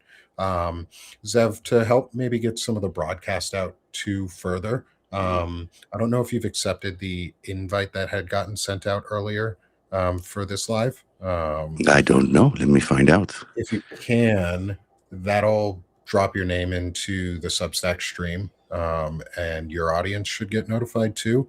And we should have Lev Parnas coming on with us as well here soon. He's making some phone calls. I was on with him and Dean Blundell just a little bit ago, discussing all of this. Oops. And so we're gonna be here all afternoon. And if we need to start a new, I accepted. I think I did. I hope so. Anyhow, I hope so. It's not showing your name, and I don't know if it's because it's old. I can start a new stream without. I don't know if that's necessary. I think. Keep going. I'll double check if it's streaming on my site, and then. Okay, yeah, because I want to make sure we can get this broadcast as broadly as possible, and if someone has the scene or the audio with a video of thanks for commenting on that Oaths Matter, if someone has the audio of the gentleman saying the Call of Duty remark, please send it to me and I will post it as a video on Banner and Backbone. And we will make sure that it goes out to everybody, because that's what they want. They want this to be like Call of Duty. They don't care that we're citizens. They don't care that we're other Americans. They want to kill us. And they want the violence. This is what they are trained for. They are trained to commit this violence. And that's the sad truth of this. And they're throwing smoke grenades and tear gas canisters at unarmed civilians who are just peacefully protesting. No weapons, no guns, no violence towards them. They're just shouting. They're using their words. And these weak, fragile Gestapo agents are terrified. They're running away. And they killed someone today in the process. Yeah, this is. I kind of think I can make it go live right now. So I guess we're out of options that way. I think once the stream is started, I can't really accept it. Is that possible? I think you can. Once it's started, you can. Okay. It's worth a try. I did for mine, but I also did it earlier in the stream, so I don't know. Okay. I don't know how to do that. Let me see. It might be in your. Let me just create a new invite for it, because I can just change. It may drop everybody, unfortunately, here. But I'd like to see if I can invite a bunch of people as we had been before for all of this. However, we'll stick here for now and see if we can get people pulled in. This is not different than what other authoritarian extremist organizations did when they took over power. The question is, how is ICE different than ISIS? They're both terrorist organizations. They are both extremist groups. They are both evangelicals of their faith systems. There's really not much difference. They want the same things. They just remember, everything that a ICE agent or MAGA person says at this point is basically a confession. When they talked about Sharia law, or when after 9/11, when we were talking about Sharia law, that was code for Christian nationalist law. When we talk about what they're doing right now, these oppressive tactics, these are the same. These are the same tactics that were used by ICE or ISIS. These were the same tactics used in Iran. to submit the population, or make the population submit. These are the same tactics that were used in Russia to make the population submit. This is the same tactics that was used in Germany to make the population submit. These were the same tactics used by slave owning Confederates to make the population submit. These are slave tactics. These are old tactics from old Confederate America. ICE, there's no difference. They are terror organizations. They are meant to cause terror to those around them and those of us who are pro freedom, and they want you to submit.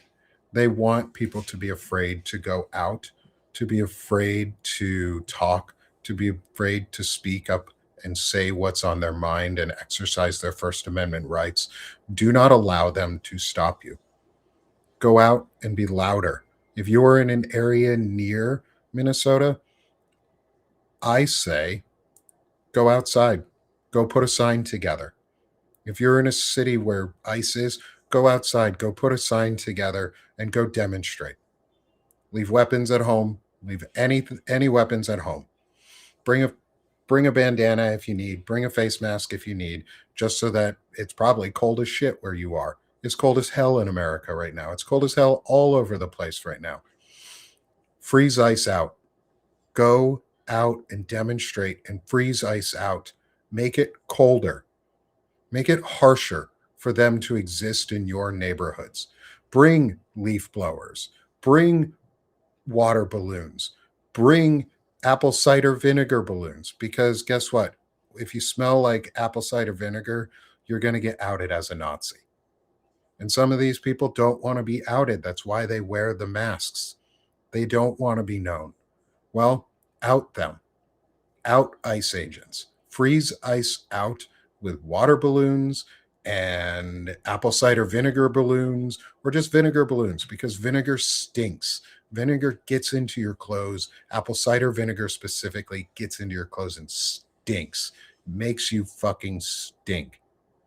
Out the domestic terrorists. That's what ICE is. So I'm going to put the broadcast back up onto just the protesters for now, while I figure out some tech stuff in the background to try and see if we can get more folks into the discussion. Hopefully this does not change our live stream on Substack. If it does, please rejoin us in the new one. If that ends up being what happens, I'm going to try and keep going as best I can without interrupting streams, but you can never tell with the Substack tech. So I will be back. I'm going to unmute the audio.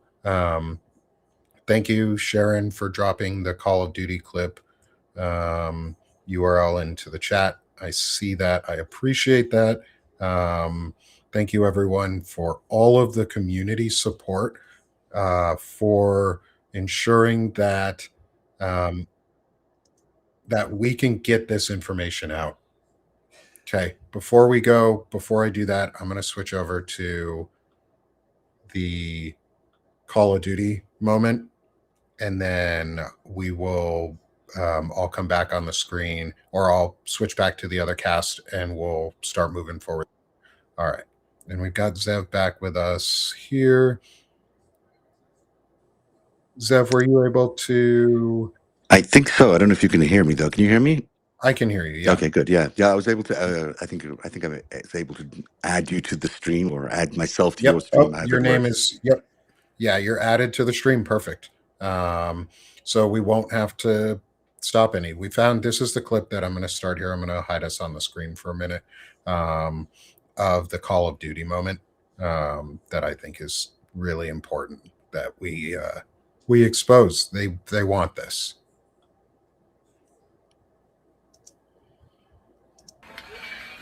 It's like Call of Duty.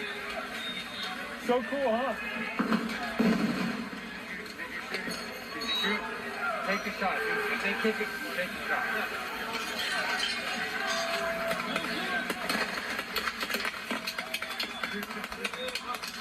Hold up.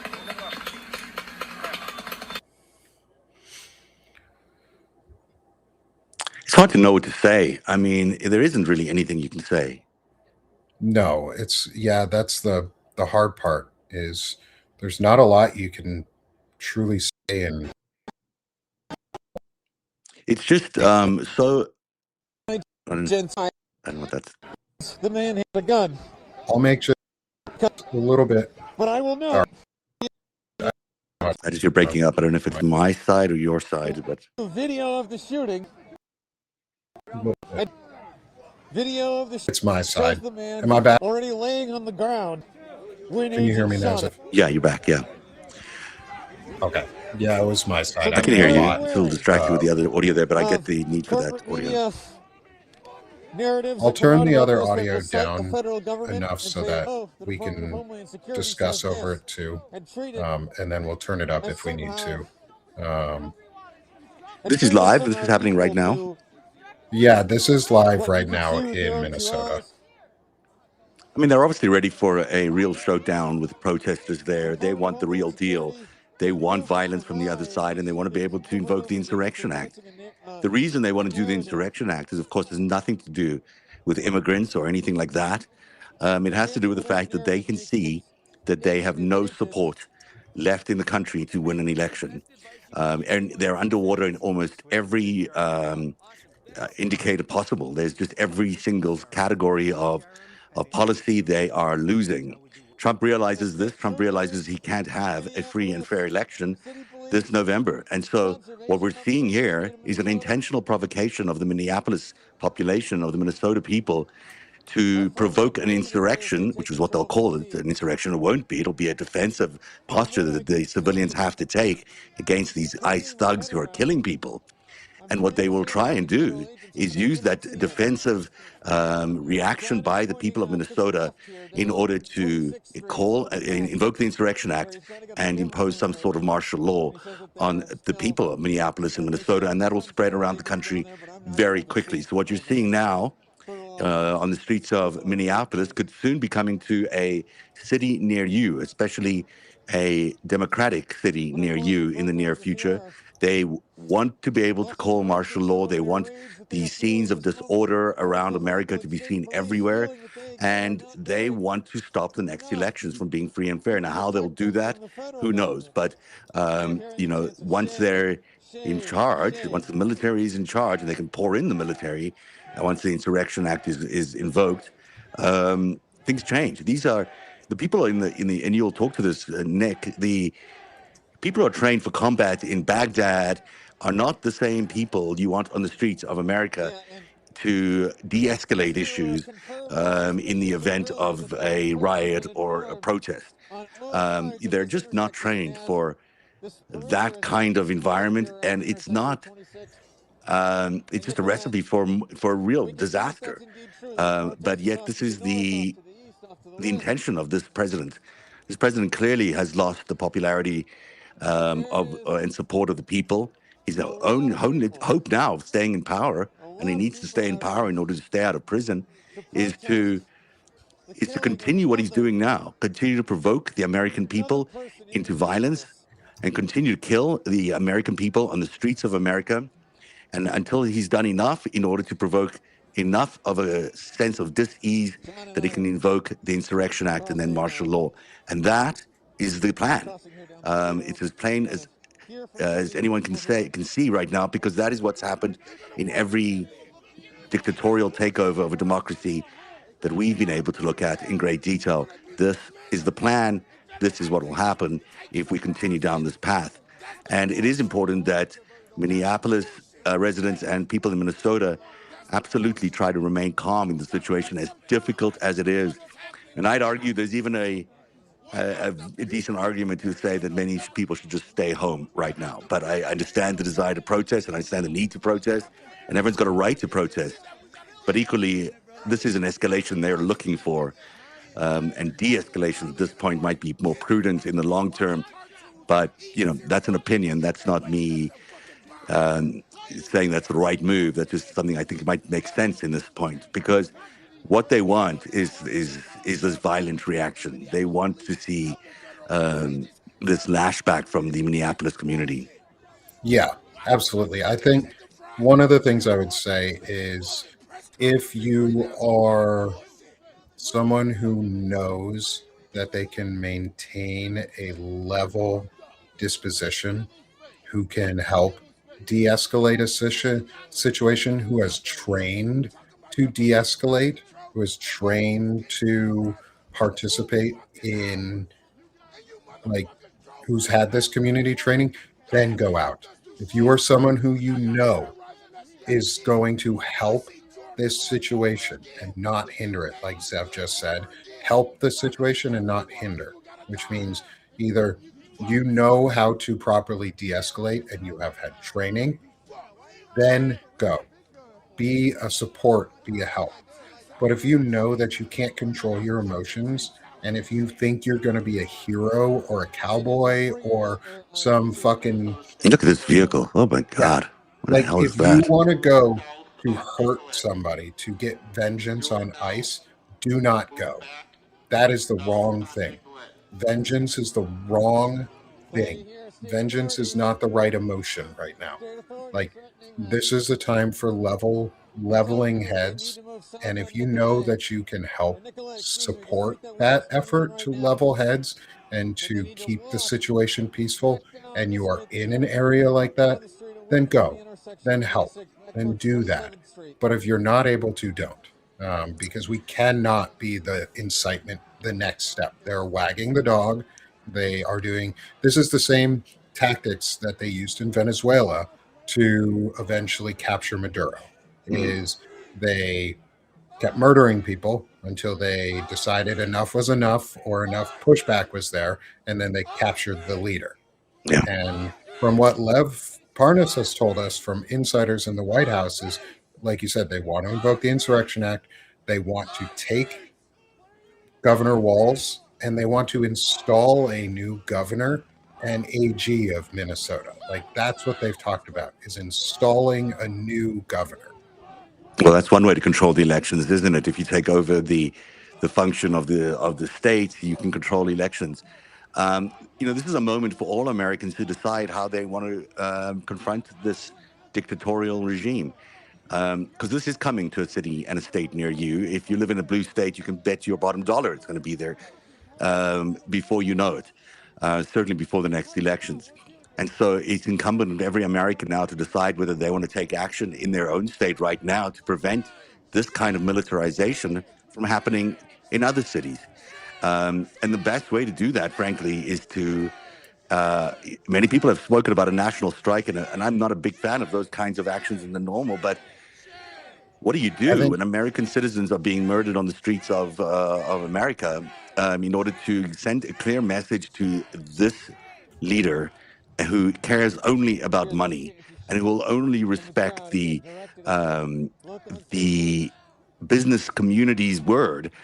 And until that business community fears and feels the suffering that people are themselves feeling by inflicting some sort of national strike on Americans and maybe on American businesses, maybe that kind of despair is what they need to feel in order to stop the support for this regime. There are way too many corporations that are supporting the Trump regime and supporting this ICE crackdown without even without any public comments, without any leadership, which is required at points like this from our corporate leaders as well. If you're a corporate leader, if you're a CEO of a company, and you're not making your thoughts known about what is happening in communities that you serve, that will be kept on record, and we will know at the end who was supportive and who wasn't supportive of the people of America. Because right now it seems that all these corporations are just, willing to bend the knee for the president and do whatever they need to, and the pressure needs to be felt by them. The pressure needs to be felt by politicians in Congress and elsewhere who are just, I don't see, responding in the way you'd expect. Even people on the Democrat side, there is not a kind of fiery, vocal demand that this stop, unanimous demand that this stop from all leaders in America. And that is the only responsible thing that can be demanded these days, is that this president needs to be pressured into stopping this crackdown, this violent crackdown by these untrained ICE agents who are coming into these cities and killing people. An immigration crackdown might be popular in general, but no one voted for this. No one voted for innocent people on the streets of Minneapolis being gunned down by these armed thugs and these scenes that look like they're out of Baghdad. Yeah. And there's questions in the chat too around like, are the state police there to protect the protesters from ICE, or are the state police there to protect ICE from the protesters? And that's a very subtle but big difference. And it doesn't look like the police are there to protect the protesters. It looks like there was an order issued to local police to move away from the scene. I'm not sure if they did, but there was an order given by ICE to the state and local police to abandon the scene of the crime earlier on. I'm not sure if they adhered to that, but that was one of the things that was reported earlier. And it is interesting what people are saying, that there is a question now about the National Guard in terms of the Minneapolis National Guard, which Walz can deploy in opposition to these ICE agents. What will that look like? Is that the start of a civil war? I mean, are we militarizing our streets to the point where we've got these ICE agents who are going to be confronting the state National Guard? And that could be where we're heading next. Yeah, and I've said it now a couple times, is that I truly do believe we are already in a cold civil war in many ways, because I don't know how else to describe invading cities with red state troops into democratic cities that are saying no, and then having violence brought upon those cities. Like, this is an occupation force, and ICE is a lawless, unaccountable police force or policing force of whatever laws they police. I think that the states really need to evaluate, the police unions need to really evaluate what their next choices are going to be, especially in Minnesota, because I think they really need to take a good look inside themselves and ask, are we here for public safety, or are we here for federal agent safety? And I think the police need to really, really look inside themselves, their unions, their police chiefs. If you have someone in your family who is a police officer or a state trooper in one of these states or any state, ask them what their oaths mean and who they serve and protect, because that answer is very illuminating. And we know a lot of police around the country are going to side with the invading forces. I think Minnesota has the right, Governor Walz has the right to call up the guard. I think he should not. I'm going to turn up this volume for this gentleman speaking. And they just killed him. They murdered that man. I'm against all of this. It's because body counts are now piling up in the state of Minnesota. We are a peaceful state. This is a resilient state. You just saw 50,000 people in the streets of Minnesota yesterday to fight against this. ICE comes in, murders a man, they take off and leave it to these guys to clean up their bullshit. That's unnecessary. The president wants to inflict as much pain on this state because we are a blue state, because he can't stand Governor Walz, because he can't stand the fact that he has never won this state and he will never win this state. It is my job at this point to do all I can to make sure that every Republican that is responsible for this gets voted out of office. And I will do this until my dying day. I'm a veteran. I took the oath. It is my oath to defend this country against all enemies, foreign and domestic. I will die doing that. You talked about how you've been in the streets for the 11 years against, you said, all of this. Can you describe how this is a continuation of activism you've been doing for those last 11 years? What's the through line? Really draw it, make it clear for me. The through line is the persecution of people of color. And he has called African country, shithole country. He had looked at Somalis and condemned an entire race of people, calling them shithole or whatever the case may be. These are human beings. I will not allow that to happen as long as I am alive. We are human beings who deserve the respect that we've earned, period. Does this feel like the country that you signed up to serve? No. This is not the country I fought for. Not at all. At 76 years old, I don't want to be here. But I'm compelled to be here. I will continue to be here. As long as this takes place, I will be here. What was that version of the country or the ideals that you did feel you were signing up to serve? What paint me that picture of that idealized America. What should we be aspiring towards? Freedom. Freedom and the liberties that people have died for in order for us to have. They're just taking it away. The voting rights, gerrymandering in states, basically saying that people of color don't matter because your vote doesn't matter. That is exactly what's going on here. I will not allow that to happen. Thank you very much, Ron. Is there anything else you would want to add while you had the platform? People need to understand that this is real. Minnesota needs help, all right? People need to get in the streets or call their congressmen, their senators en masse and let them know that this is not going to be tolerated. Thank you very much, sir. Thank you. Appreciate the time. Appreciate it. Yeah, appreciate it. And that's a sentiment, I'm sure, held by many, many Minnesotans who, and many of them are veterans, of course, many people there who have served this country. They all are fighting for the Constitution. And I bet you there's a lot of people in the U.S. military right now who are being confronted by this choice about whether they're going to be allowed or allow themselves to be deployed in the streets of America, because that is what is coming next. We've known that there is planning around this. We know that the White House intends to do this. I don't know who they'll send in and how many of those people will be willing to do it, and what kind of restraint they'll have in terms of, and flexibility they might have in terms of following the law or not following the law. It's a very tricky situation. I don't know if you saw that image I sent you in the signal chat there, but there is a photo that everyone's showing, or an image that everyone's showing, that the man who was killed was holding a cell phone camera in his hand. Oh yeah, Ellie Leonard also posted that picture too. Let me make sure. And that is and Kat. This is, I think, Kat who posted this, and I think it's important for everyone to just see that image, or at least look it up yourselves, because this is maybe even I can put it up here. I don't even know if I can. Maybe if I'm fancy about my switching here, maybe I can do that. I should be able to give. Actually, let me update the settings.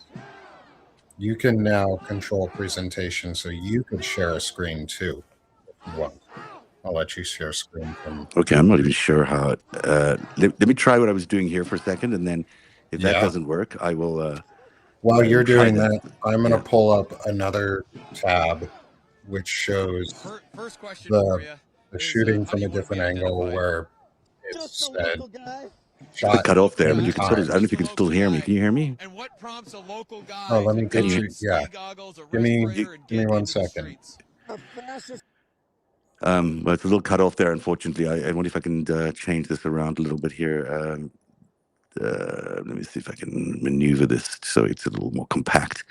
There you go. So what you're seeing there on next to me there in that shot is this image of this man who was killed holding a cell phone in his hand, and I think I might be able to go full screen on that. Maybe not. Here we go.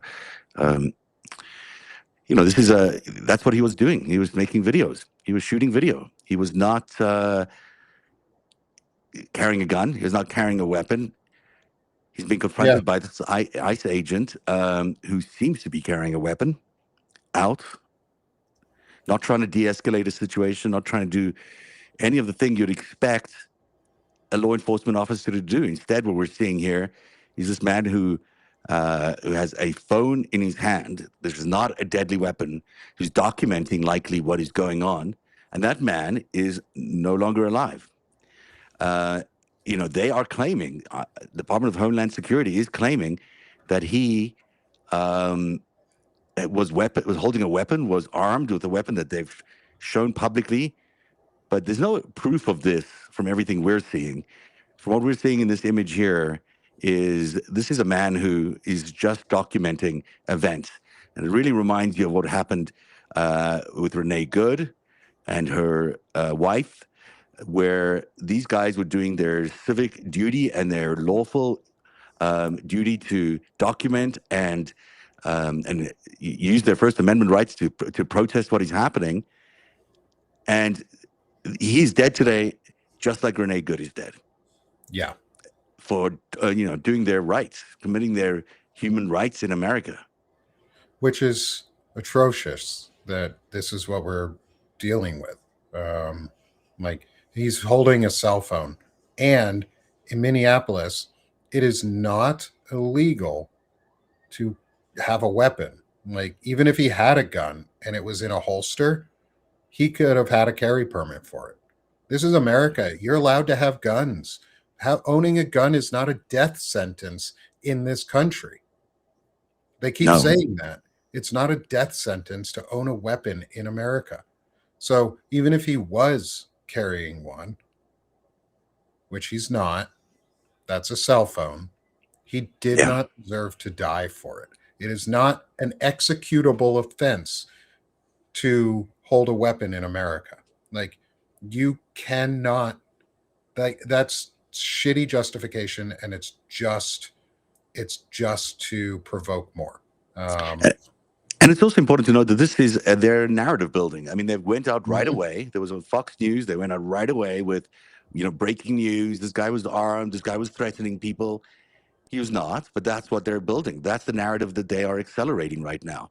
And that's what they want. That's what they want people to believe in red state America, so they can continue to kill people in blue state America. Yeah.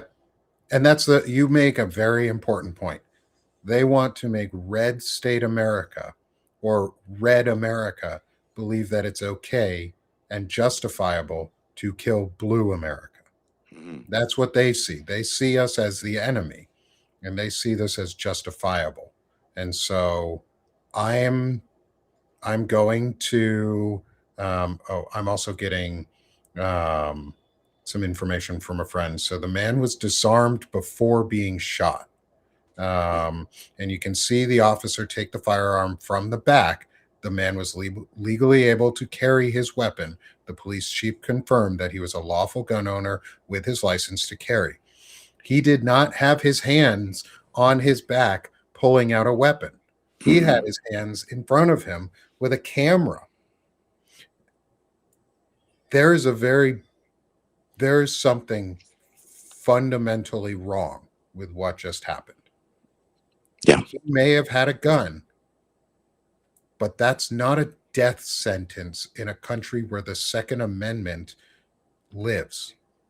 This is a tyrannical government killing citizens. And I'm going to play this video from a different angle on the shooting.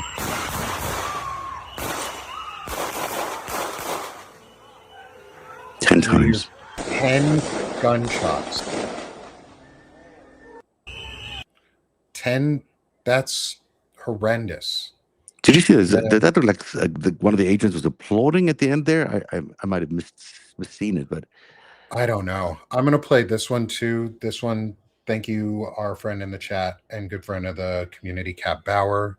Thank you, Kat, for doing this for us, for finding this link.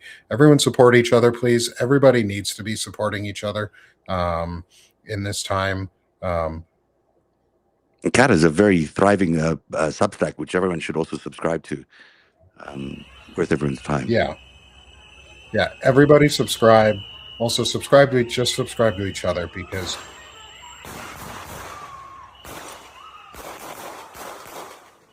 they want to build the regime wants to build a narrative that was okay.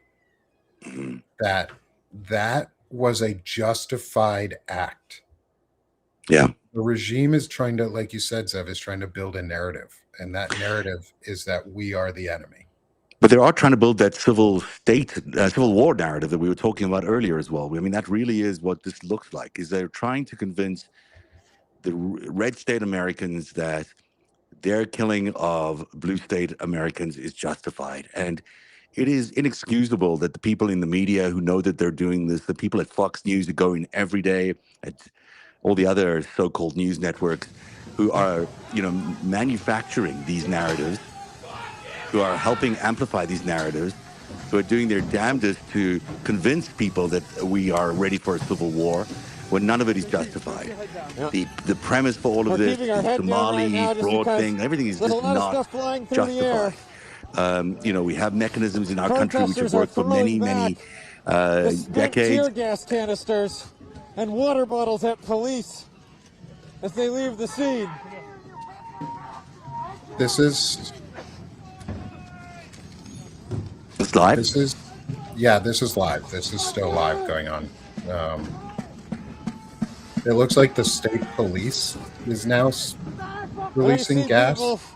I think it's being gassed by the ICE agents. Yeah, they're building barricades out of trash cans now.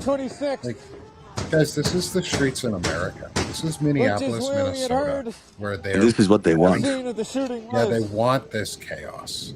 They want this because they want to make it seem like it's justified that they're going to incite or invoke the Insurrection Act. That's what they're going to do at the end of this. That is their goal. That is the one goal that they have from this, is to invoke the insurrection. Because that is the thing that they need. Because then they can start putting military in other places while the courts take their time to decide, is this a legal invocation or not? By the time they decide, it's too late. So we have to maintain peacefulness and patriotic dissent. Cover here. I'm going to have to jump off soon, but I just want to say one last thing here, because I think it is important that everyone understand that this is the battlefield they are choosing. Minneapolis is now turning into a militarized zone because they want that to look like that. This is not the battlefield we are fighting. We are fighting I just want to point out this presidency. We're fighting this regime. And just because they want to make this about immigration and they want to pour ICE troops into the streets of Minneapolis does not mean that we need to confront them in the battlefield of their making. The battfield that we are actually concerned with is Donald Trump and the administration he's building, and the legality of his administration.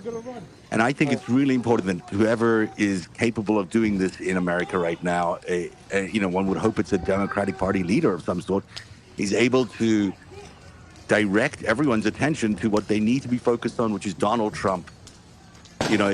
Let's pour this effort into protesting Donald Trump, and pour this effort into impeaching Donald Trump, and pour this effort into proving Donald Trump's criminality, because there's a lot of it to prove, and it's easy enough to find it. We just have to not fall for this trap, because this is a trap that they are really, really wanting to create, and they're succeeding. Here in Minneapolis. Yeah, they are. And I'm going to show another angle too, Zev. I'll make sure I send all of these links to you that I've got, so that you can put everything together too, and do your own great, thank you. fun stuff. But this one was shared by our friend Courtney. This is Mueller, she wrote. Here's Greg Bavina, by the way. He's starting his press conference. I don't know if you want to. Oh, let me turn over to that then. I wonder if it would take that. Because that's probably, as much as I think he's a piece of shit, it's also worth. I might have it here. Speaking. Yeah, if you can pull. If you go into Restream itself, you can actually share a screen from your computer or browser if you want. I think rather than me trying to learn something new, let me. Or send me the link. Make this work over here. If you can send me a link to it too, if I can't get to it first. I think it's just a YouTube thing. Let me find it here.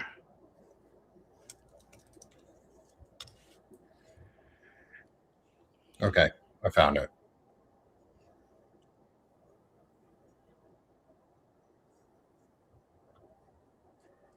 Okay.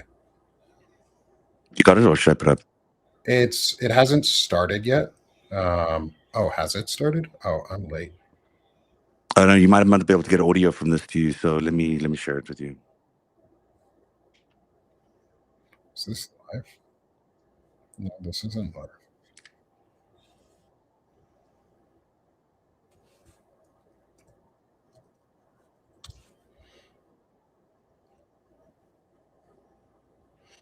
Yeah, I can't hear the audio on that. If you could Yeah, give me a send second. I'm going me- to try to figure it out. It's a little.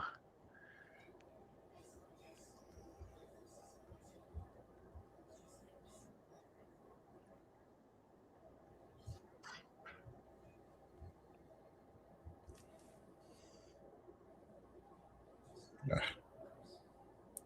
there it is. Okay.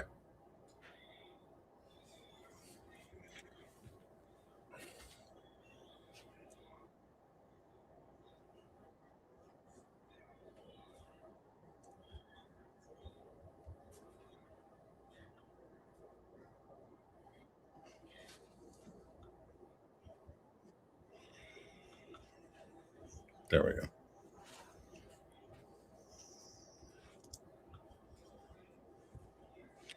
They were going to spin this however they can. Only the latest attack on law enforcement. Across the country, the men and women of DHS have been attacked, shot at, doxxed, had their family members threatened. And, as we have seen, more than 100 vehicle rammings over the past year against federal law enforcement. We will not allow violence against our law enforcement officers, and we need state and local help, state and local law enforcement, to help us coordinate to get violent criminals off the street. Mayor Frey and Chief O'Hare just a few minutes ago did the opposite of that by omitting the fact that the suspect had a gun and magazines full of ammunition. In what looks like a situation, again, where an individual wanted to do maximum damage and massacre law enforcement. I want to reiterate what President Donald Trump, Secretary Kristi Noem, myself, Director Marcos Charles, and so many others have said time and again. If you obstruct a law enforcement officer or assault a law enforcement officer, you are in violation of the law and will be arrested. Our law enforcement officers take an oath to protect the public. We go to work every day to protect our friends, our neighbors, and our fellow citizens. The fact of the matter is that the law does not enforce itself. It takes men and women who are willing to risk their lives to enforce it. The men and women of CBP and ICE, law enforcement, are highly trained professionals who love this country and do this work because they want to leave their kids and their grandkids a country that's safe and secure. Questions?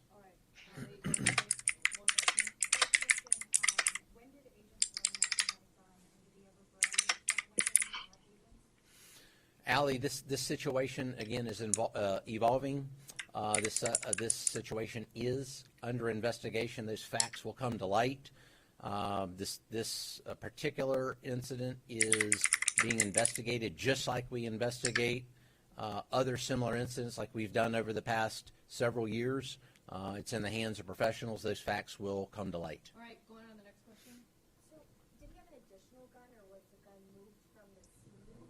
And I watched the video from start to finish of that when he was wearing the red jacket, and it doesn't seem like he pulled the weapon at any point. So, does the account come from the agent? Did they say that he pulled the gun before, during, after? When does the gun come out? Again, this situation's evolving. This is under investigation. Those facts will come to light, but let's take a look at the gun. You can see the gun here on the screen there that individual possessed. It appears to be a semi-automatic, high-capacity type, possibly a Sig Sauer 9mm. All right, no more questions. All right, no more questions, sir. Just a reminder, it is not a punishable by death crime to own a gun And if you are legally authorized to handle that weapon and you have a permit to hold that weapon and to keep that weapon on your person, it is not illegal. It is not a death sentence. It is not a crime to uphold your right to have a firearm in the United States. It is not a punishable by death crime to film ICE, to film what is going on. They're making it out to be a punishable by death crime because somebody just happened to have their gun on them, which is, again, why I say if you go to protests and rallies, do not bring weapons because it will be used against you. It will be used against you. If you are there to peacefully protest, go peacefully protest. I think it's Yeah, it is. I don't know if I believe the whole story about the gun either. I mean, we know he was legally licensed to carry a gun. I don't know if he, he we just had don't know. from what I've been told is, and what was confirmed by the police chief was he had a weapon on him, and he was legally able to have that weapon. And if you look at all of the video footage and all of the different screens and shares of like what happened, I'm just putting this back up to follow what's going on and be able to see. We'll keep the volume off for the or volume really down or off for the moment on this while we talk about it. But there's also another angle I wanted to pull up on the shooting that I was sent from a very, I think we just might have showed it. We might have. It was the one where, oh, hold on. No, we did not. This is we're gonna figure out the details, but the bottom line is another American citizen is dead on the streets of Minneapolis, and at the hands of these ICE agents who are, unregulated. I mean, they really don't have any form of oversight in terms of their ability to be policed in any way. They're just killing people with impunity, and they can do so because the government in Washington has given them that authority. Yeah. And with 2 Americans now dead, these are not immigrants that have been killed. These are 2 American citizens who are there doing what Americans can and should be doing, documenting and protesting these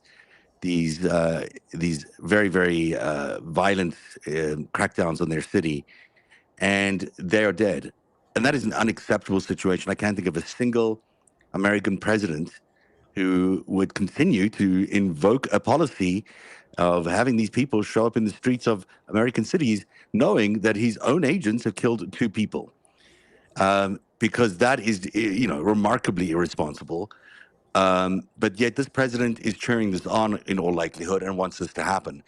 And that is where, we talk about rupture and what the president of what the Prime Minister of Canada said the other day about a rupture in the world order and the rupture of the way things were. Well, this is exactly what we're seeing. This is a rupture in the norms of America. This is not normal. This is not the normal business of America. There is nothing ordinary about this. This is being done at the behest of foreign governments and billionaires who are trying to extract money out of America at this time. There's crime going on in federal government right now to the tune of billions of dollars. And we are watching the streets, come alive in this way because of a provocation, because of the President of the United States policy on immigration and the ICE crackdown. These are really important things to keep in mind. The context here is that there is a rupture and the things are very, very different.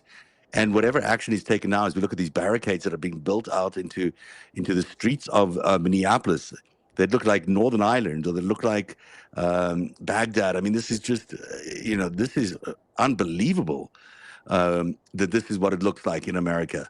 And this is all a manipulated event. This is an entirely manipulated event by the President of the United States and his allies to provoke an even more volatile situation so they can get away with the military crackdown that they want to impose while they steal billions out of the U.S. economy, and perhaps even start a global war.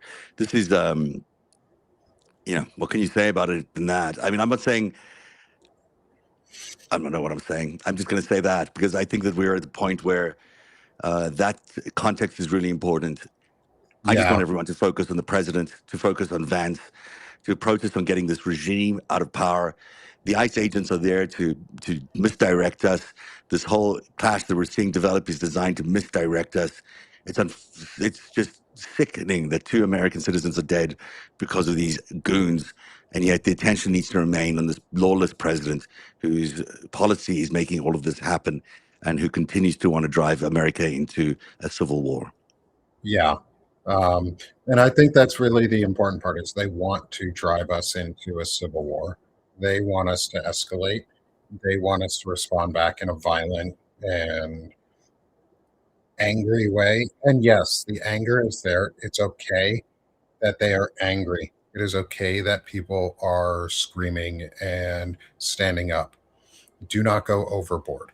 Do not allow yourself to go overboard in these types of situations. Like, that's how the danger comes. And I'm going to show this one is one that another video that I've been sent a couple times now is from one of the other angles. We could see a lady in a pink jacket, and this is her angle of the shooting, which gives Okay, that's really interesting. a pretty clear shot. So this is a third, at least a third angle, if not a fourth, that we've seen that we can start doing some comparisons on and seeing and revealing the truth, just like we did on the day Renee Nicole Good died. Is you and I came out here and we talked about these videos and we exposed the propaganda that is coming, and it blunted. I think we had a true impact on blunting that effort. And so let me share this video and we'll play this different view.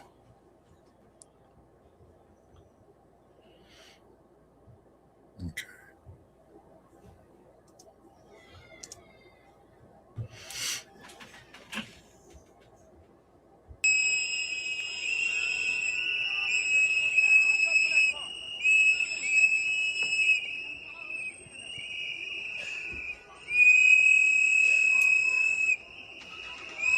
Go.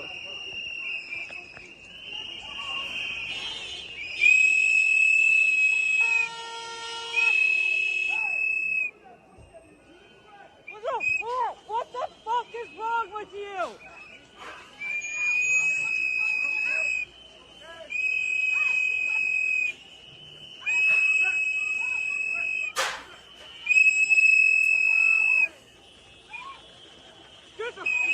The fuck, people! The fuck is wrong with you? Honestly!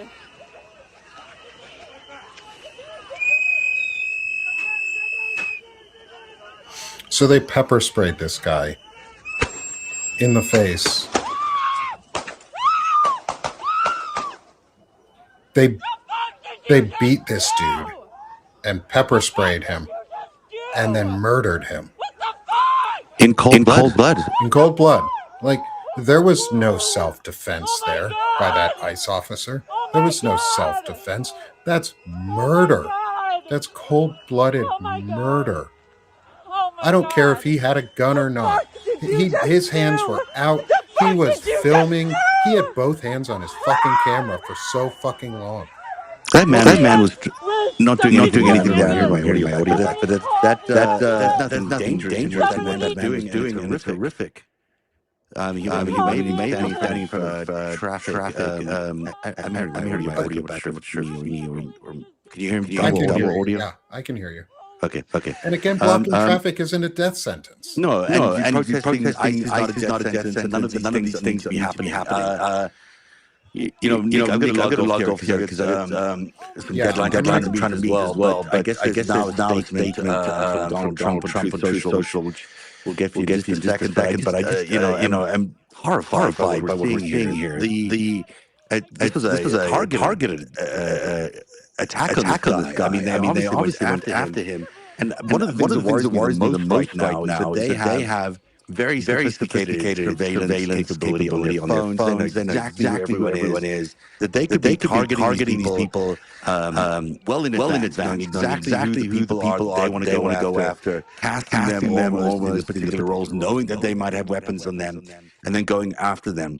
I don't think we should think that that is beyond the malign intention of this organization, and which have now been given all these capabilities to monitor people's license plates, to monitor people's records. Yeah, I think that's an important point to note. And yeah, I'll let you jump off. I'm going to keep this broadcast going for everyone. I'm going to turn the audio on for the what's going on the screen for the video, and I'm going to take a quick break myself while the broadcast is still going. And I will be back though. On the screen, we may close out at some point, but I want to see if we can try and if I can get Wajahat Ali on here for a little while.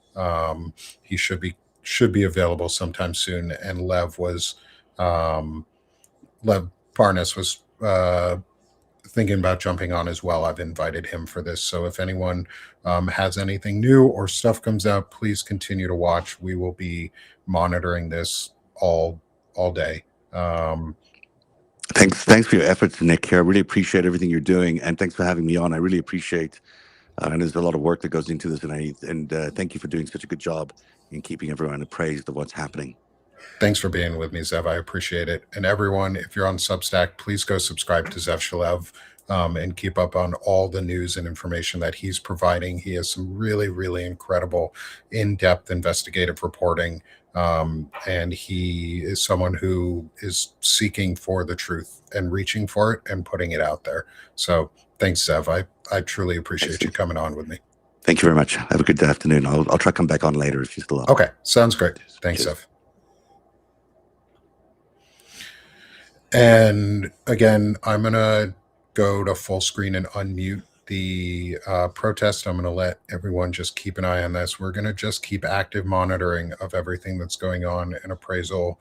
I will be watching on my phone in the sidelines. So if there are questions that come up while I'm off screen, I'll be able to take a look. Again, continue to send photos and videos. If you have other scenes in the area or from around the country, please submit them to us. I will try and get as much out as I can. I'm only one person right now on this side. So please just continue to support, tag Banner and Backbone. If you are part of the Banner and Backbone community and want to put up videos, please do so. We need to get as much information and cut through this noise as possible. So thanks again to everyone who is continuing to listen to the broadcast and keep an eye out on what's going on. This is really important.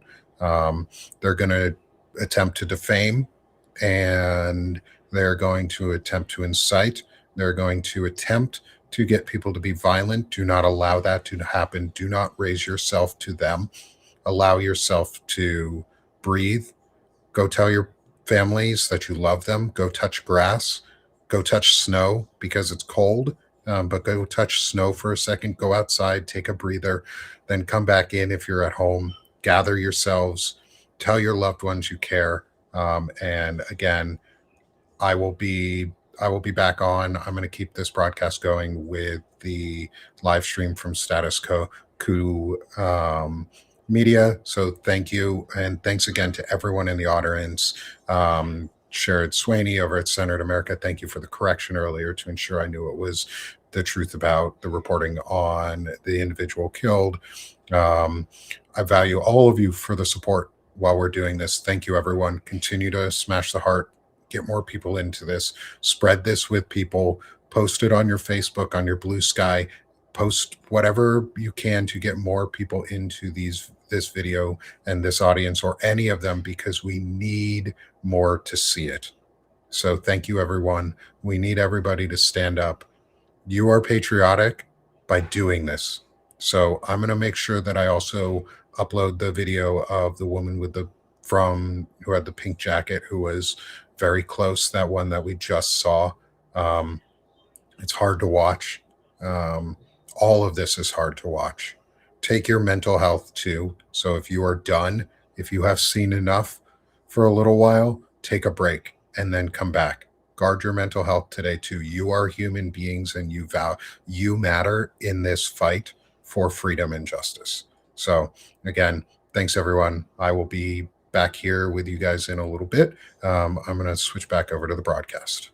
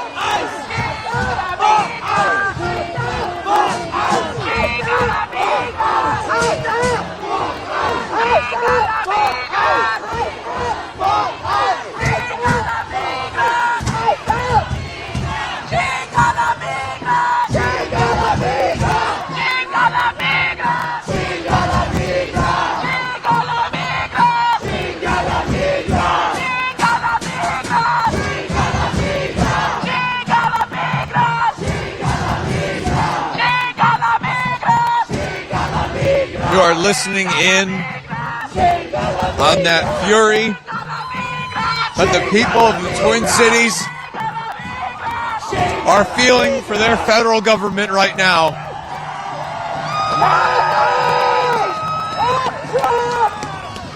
And the joy and solace that they are finding together.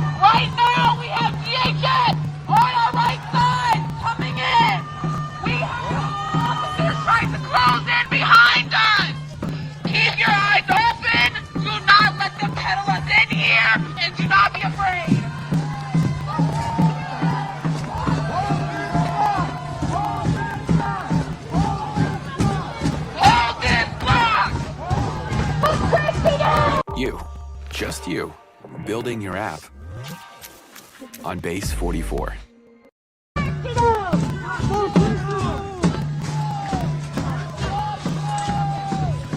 Hey, say his name. Hey, hey.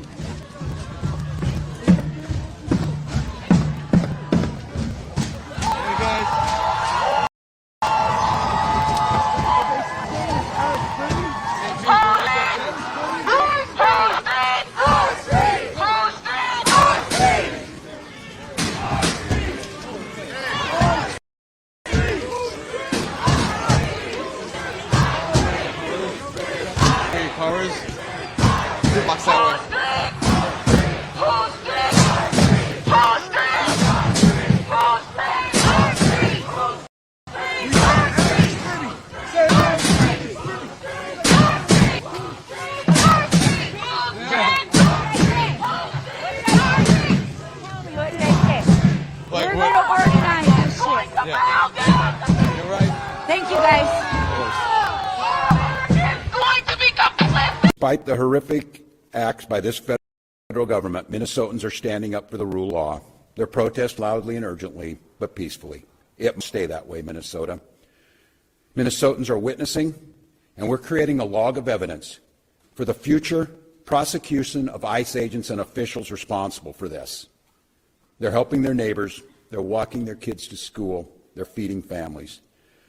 I salute their courage and their restraint. And I call on all Americans to see the decency it is exhibiting and the horrific cruelty, unprofessional, absolute abomination that is passing for what these ICE agents are doing on our streets. They think they can provoke us into abandoning our values. Well, they're dead wrong. We'll keep the peace, we'll share the justice with our neighbors, and we'll see this occupation ends. Minnesotans and Minnesota law enforcement that continuously is being denigrated by this administration will continue to be the adults in the room, the professionals in the room, the decent human beings in the room that will keep the peace. With this, I'd like to turn it over to Department of Public Safety Commissioner Bob Jacobson to update you on the situation as we know it.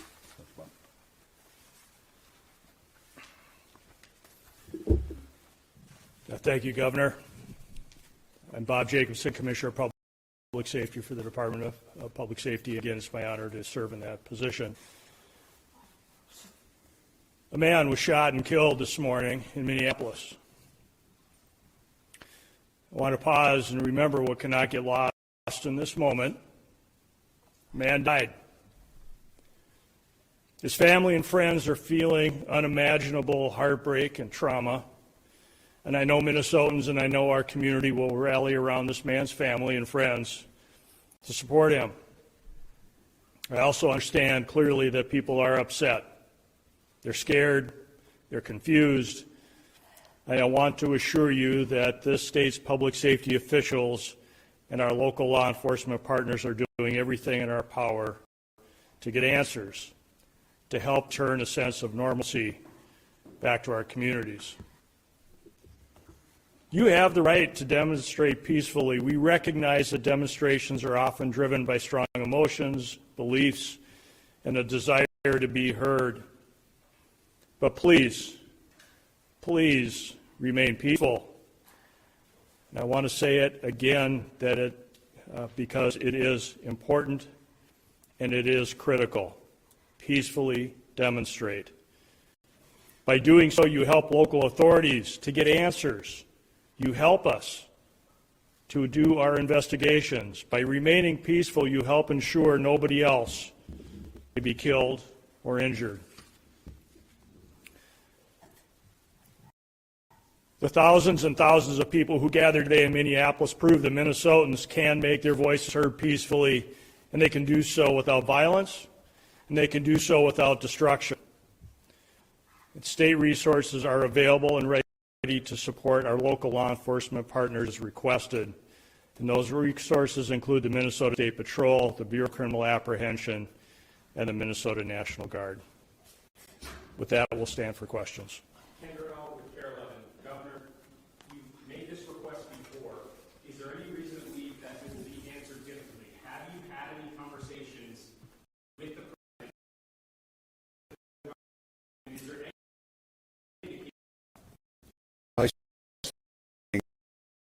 shortly after I received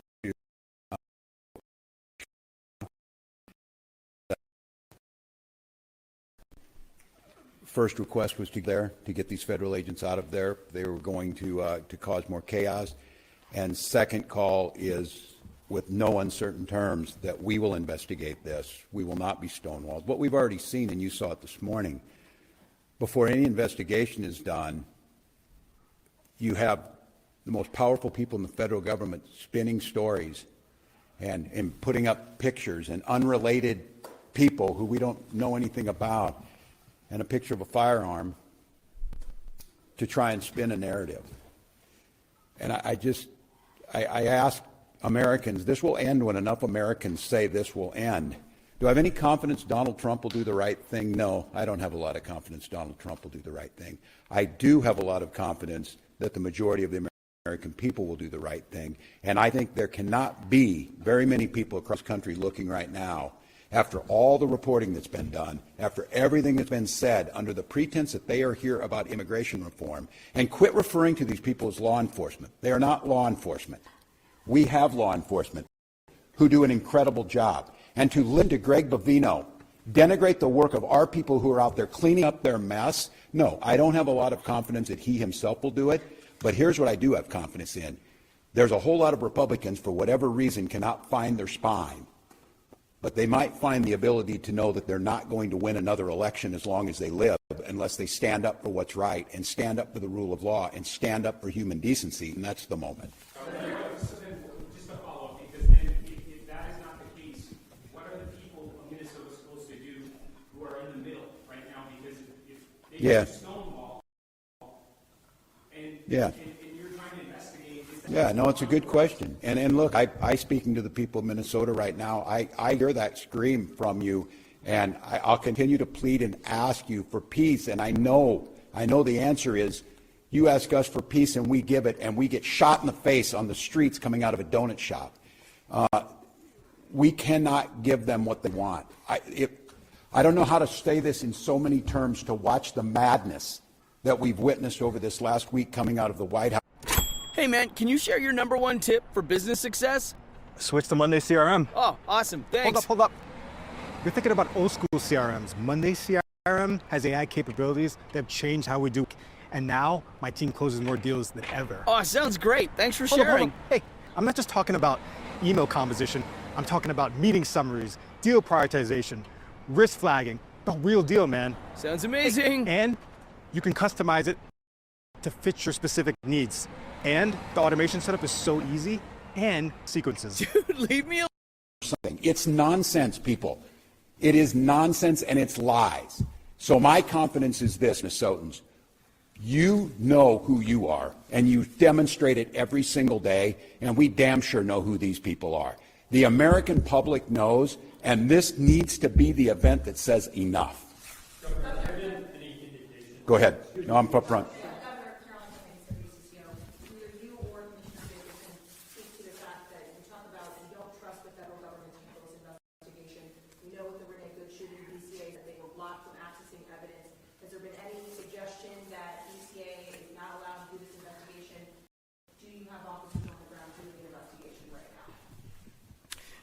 The question was related to whether or not the BCA is on the ground currently with the investigation, and a reference to previous investigations that the BCA have attempted to be a part of. What I'll tell you right now is that we no longer have BCA agents or public safety, state patrol, or Minneapolis on the ground at that crime scene.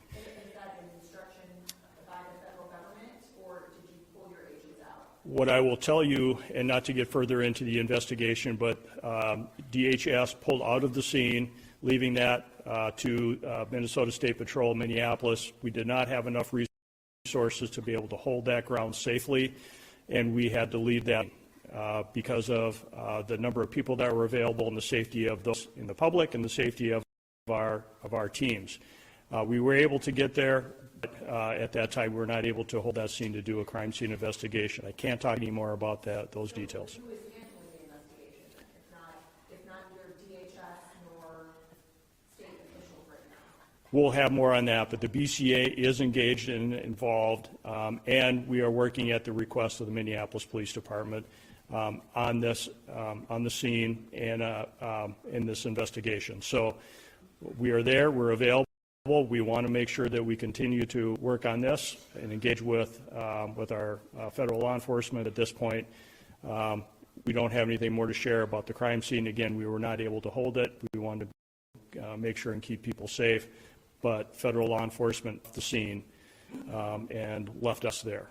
Governor Ernest, within your time, have you activated the National Guard? I noted that Sheriff Witt has requested for additional assistance. Can you tell us whether they're going to be playing a role?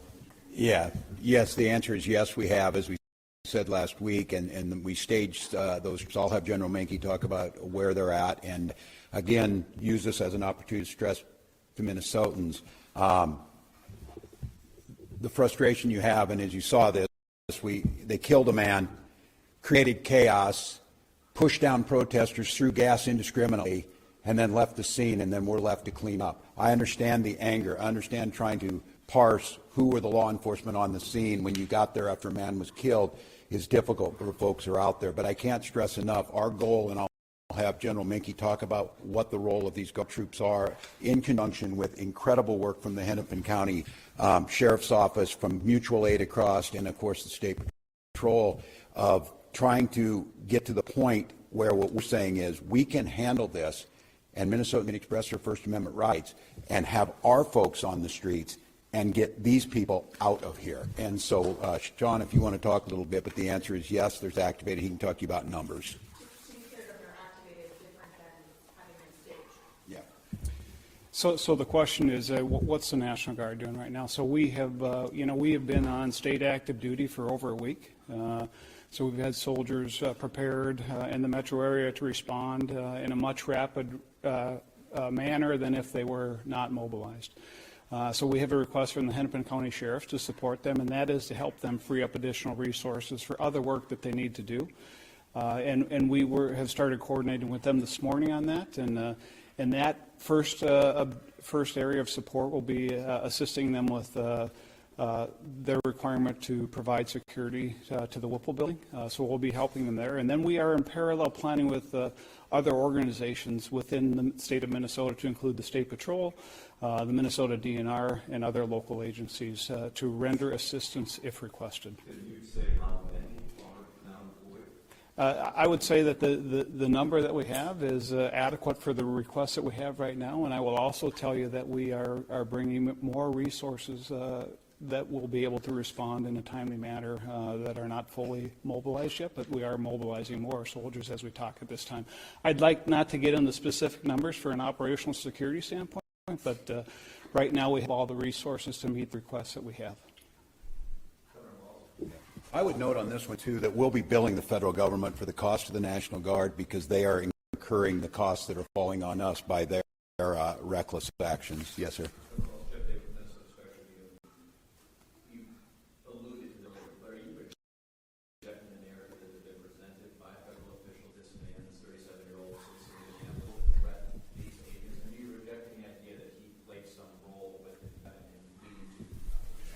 I'm rejecting the rush to judgment within 15 minutes of this, which they did last time. That's why you need to have a fair investigation.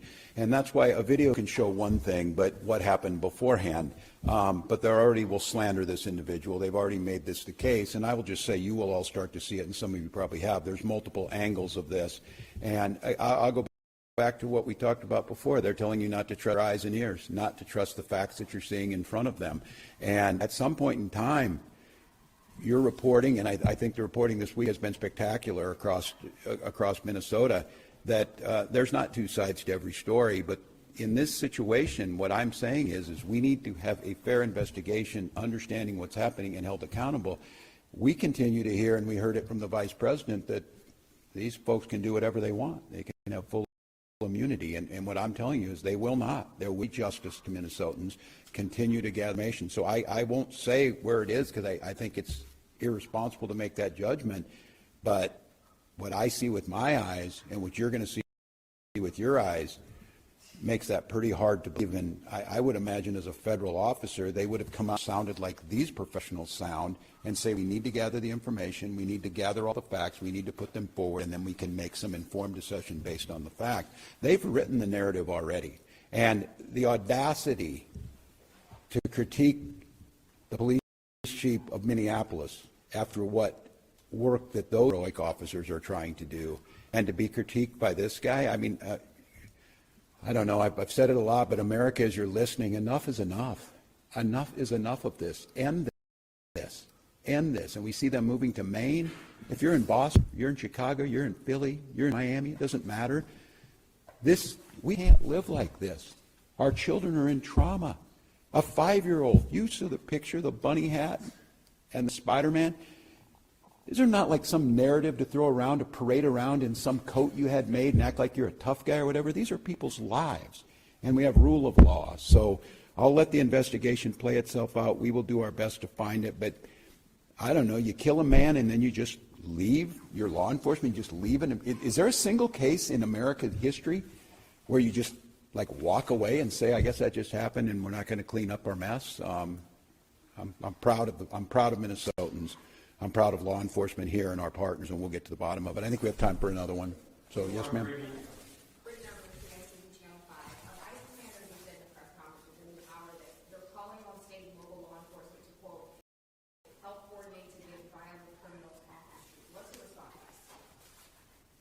I'm better off to let these guys, the professionals. I have my thoughts. So the question was, what are we doing to assist federal law enforcement on getting violent criminals off the street, if I understand the question?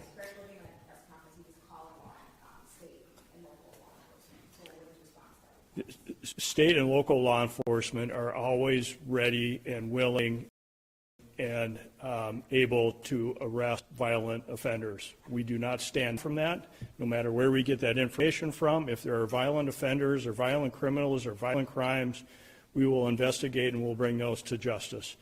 If the federal government would like to work with us, to continue to work with us as they have in the past, to locate those violent offenders, we are always open to those discussions and always willing to assist. We do not ignore that. We are ready and able, and we do that. All of you as part of the media hear us arresting violent offenders all the time. We have not stood down. That is our mission. The federal government is not alone in arresting violent offenders. State and local law enforcement does that every day at great risk to their life, at great risk to the community. We do it because we want a safe Minnesota, and the federal government is not the only one to do that. I'm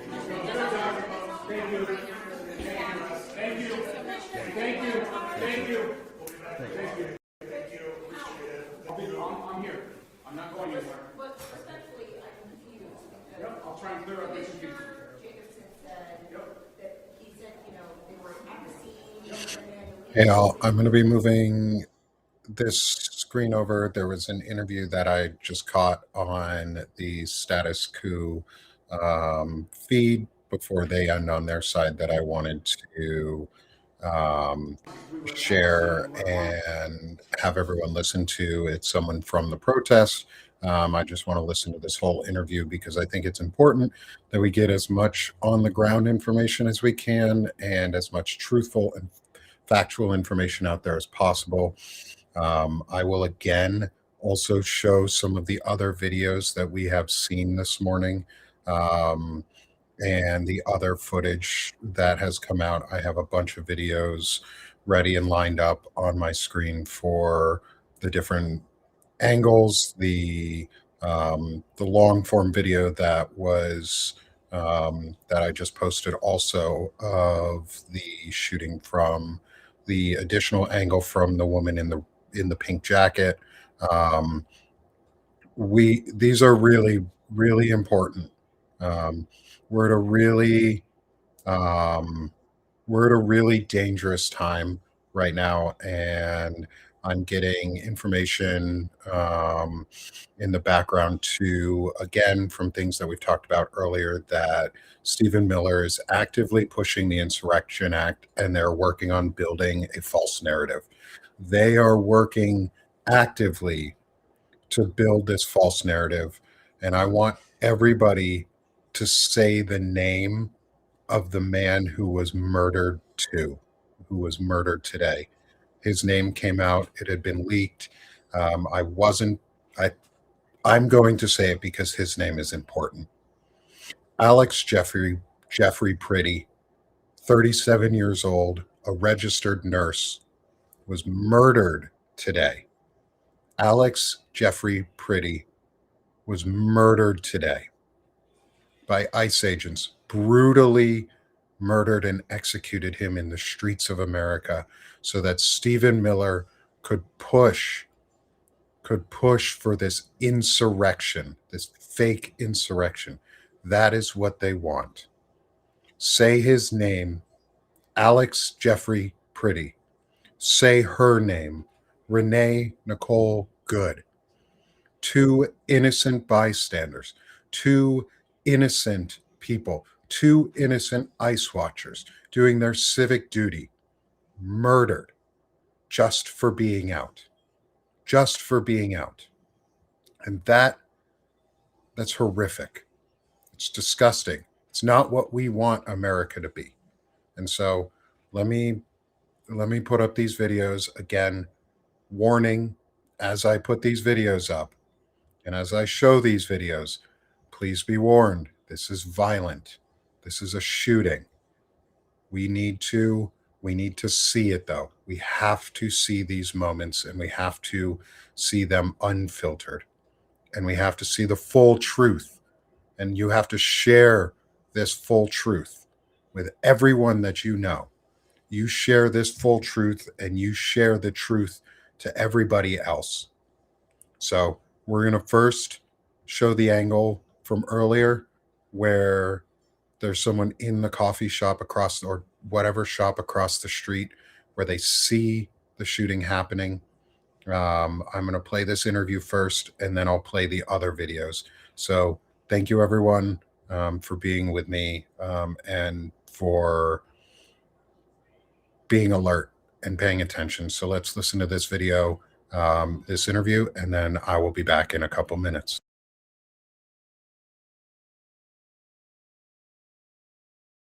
My name's JT. And who are you with? Status Quo, or online independent progressive outlet. Okay. First of all, how do you want to be identified? You can call me Josh. Josh. Josh.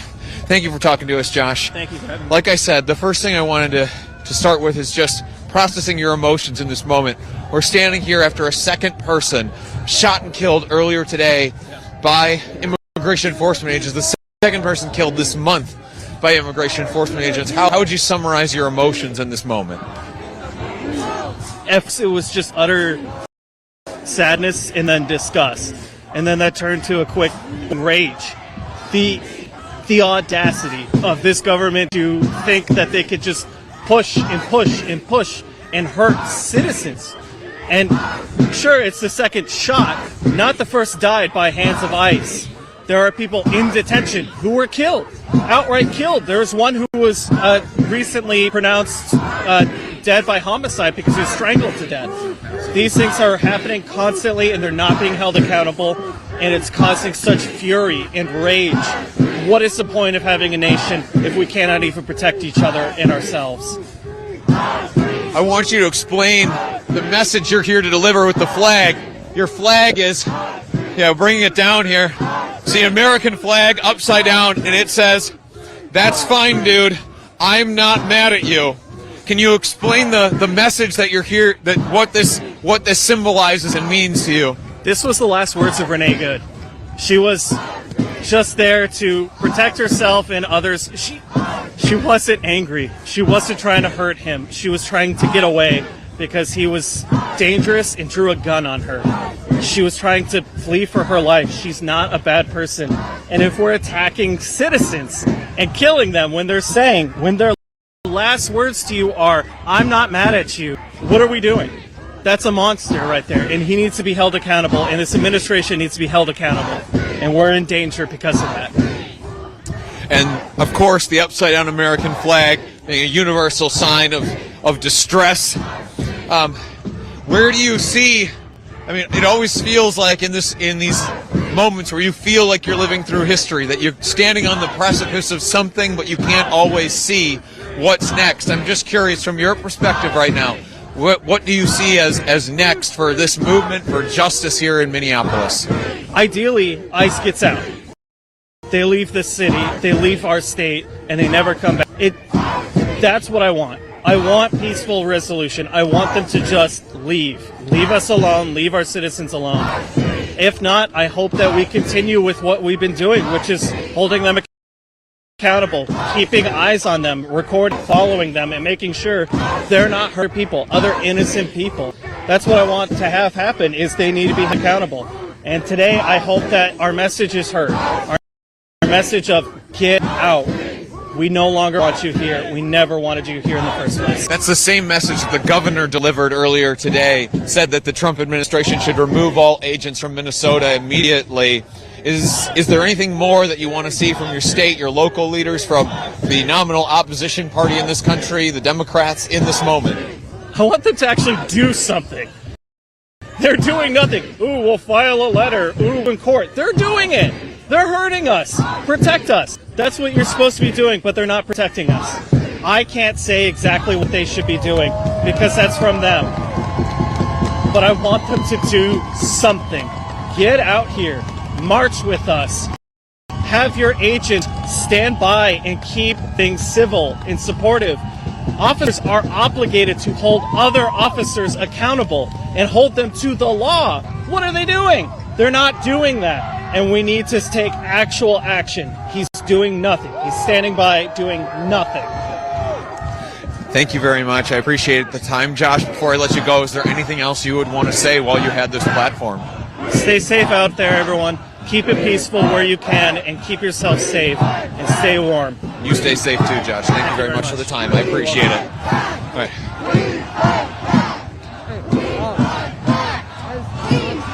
Okay, as we end that segment right there, let me pull myself back up, and then I'm going to pause that video and I'm going to switch over, like I said, to some of the earlier footage that we saw of the shooting. We're going to start with the angle from an individual who was inside a shop across the street, and then we're going to do the longer video where you see the shooting from very up close.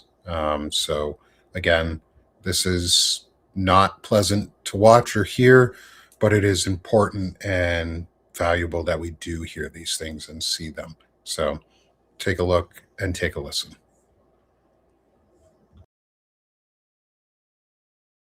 Doing too much, man, and they keep pushing people, you know?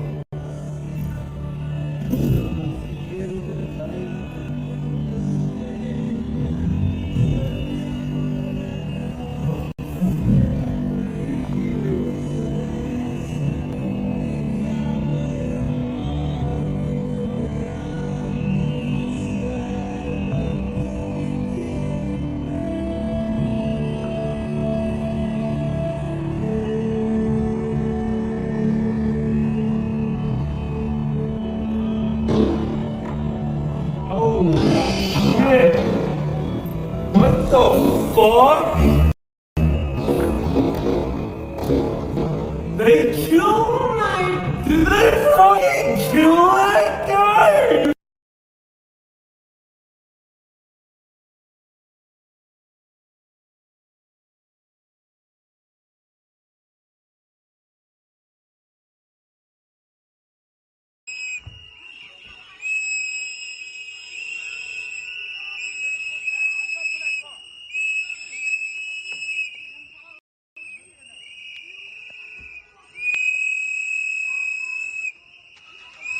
Go.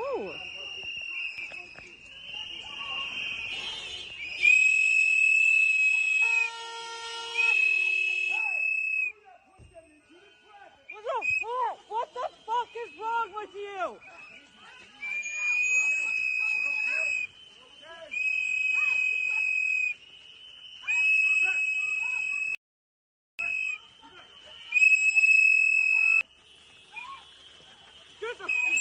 Fuck people! The fuck wrong with you? Honestly!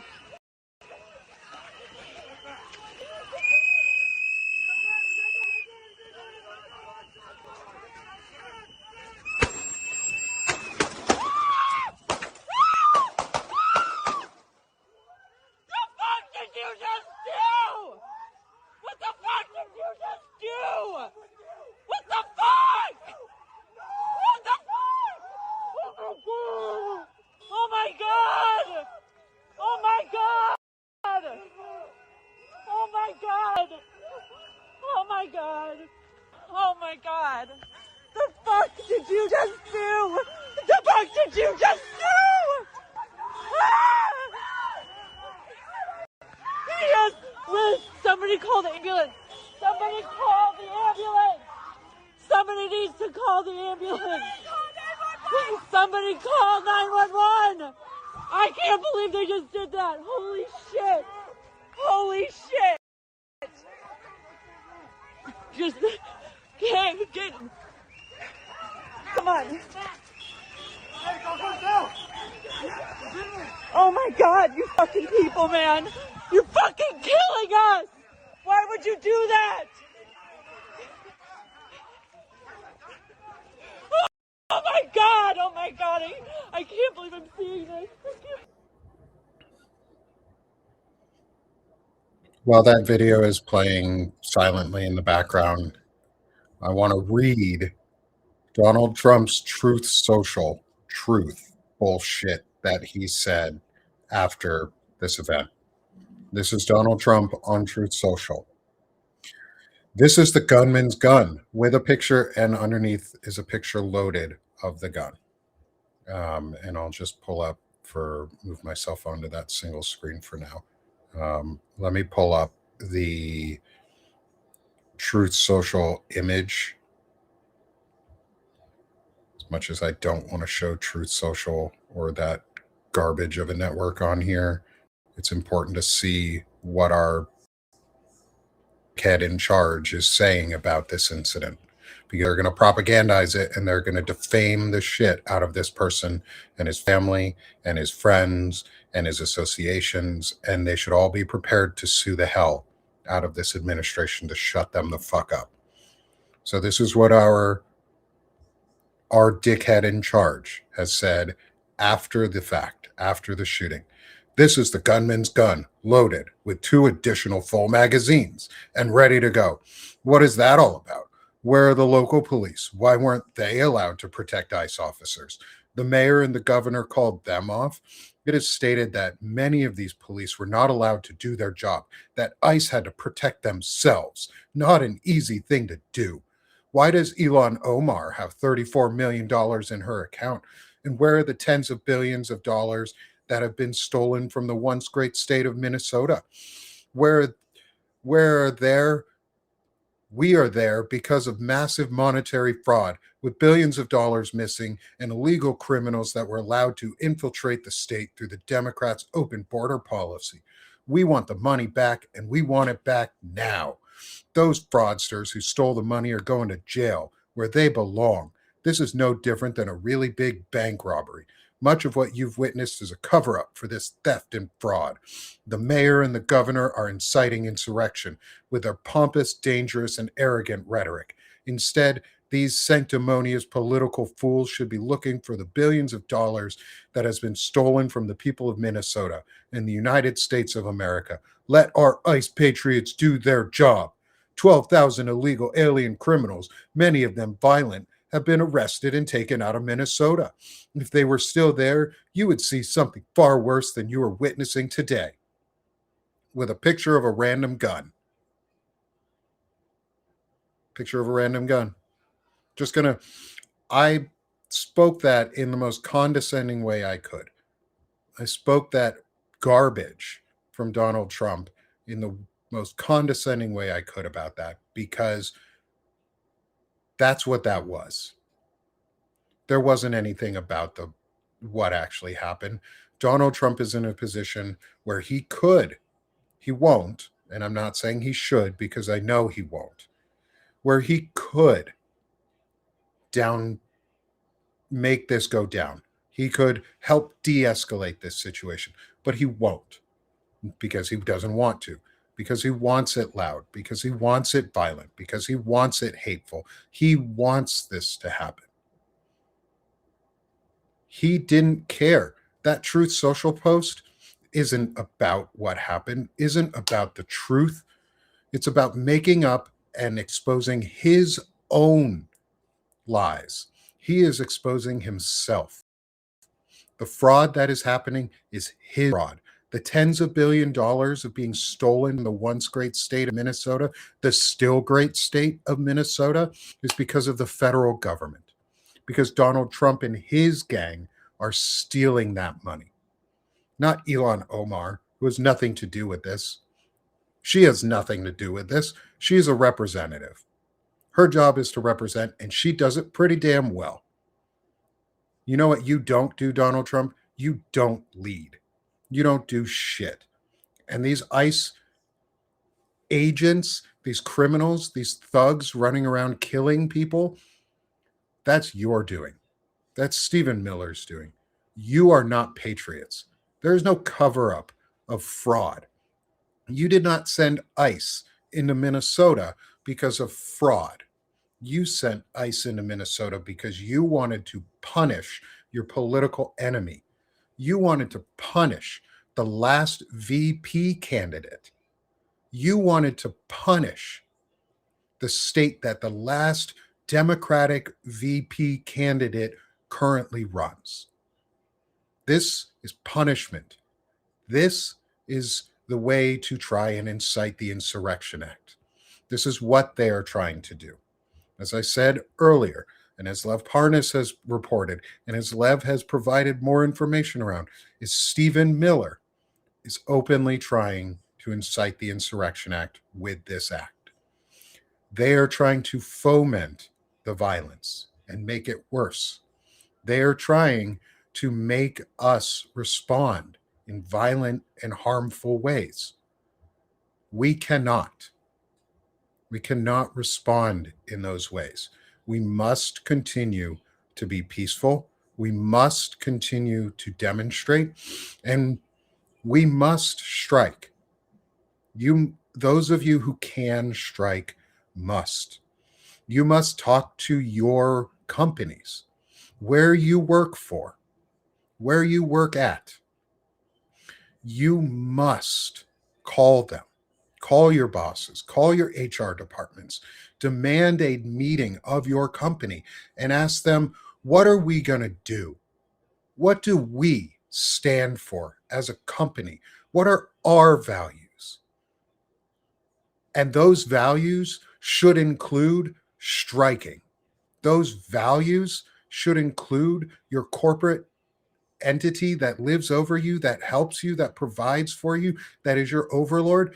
It is on us to tell them, you let us strike. You continue to pay for us. You continue to allow us to maintain our jobs, and your voice and your reputation as a company will go down in history on the right side of history.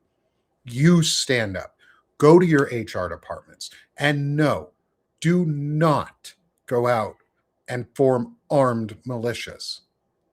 Do not do that.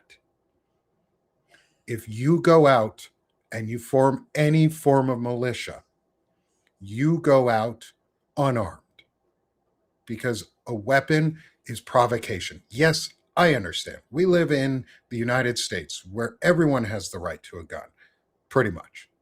You can form a well-regulated militia. That is what the Second Amendment says. You can form a well-regulated militia. That includes protective gear. That includes walking around as a patrol in your neighborhood. As long as you are in a well-regulated, that means get bylaws, make organizations, organize. Yeah, they're going to call you Antifa. Get the fuck over it. Who gives a shit? You are Antifa. I am Antifa. I am anti-fascist as fuck. Come at me, bro. I'm going to continue to be anti-fascist as fuck until the day I die. And that's going to be a long time from now, just like it is for so many of you. It's going to be a long time until the day ends when we are no longer anti-fascist, when we are in the ground and we cannot advocate for anti-fascism. What you can do now is organize. Get into your Signal chats. Get into your private chats. Organize. And I'm not saying blue cities. I am saying everywhere. If you are anti-fascist, everywhere. You need to organize everywhere. Red states, blue states, it doesn't matter. The United States is stronger when we are together. Together. E pluribus unum. Out of many, one. One great nation when we come together. form militias that are unarmed. It is your civic right. You have the right to form a parallel system of protection for your neighborhood, a parallel system of support for your neighborhood, for your friends, for your families. It is guaranteed by the Constitution of the United States of America that you can protect your life, your friends, and your family's lives with a well regulated militia. That is not the National Guard. I am not advocating in any way. I will repeat this again for the cucks who try and cut this in a bad way. I am not ever advocating for violence. I am advocating for protection to show that your community matters to you, that your friends and your neighbors matter to you. Say his name, Alex Jeffrey Pretti. Say her name, Renee Nicole Good. Two individuals in Minnesota who were murdered for no fucking reason. Murdered for no fucking reason other than to incite violence. Do not go out on your own. Do not try and be a lone wolf. Do not let your emotions get a hold of you and you do something stupid. Do not let that anger take hold of you.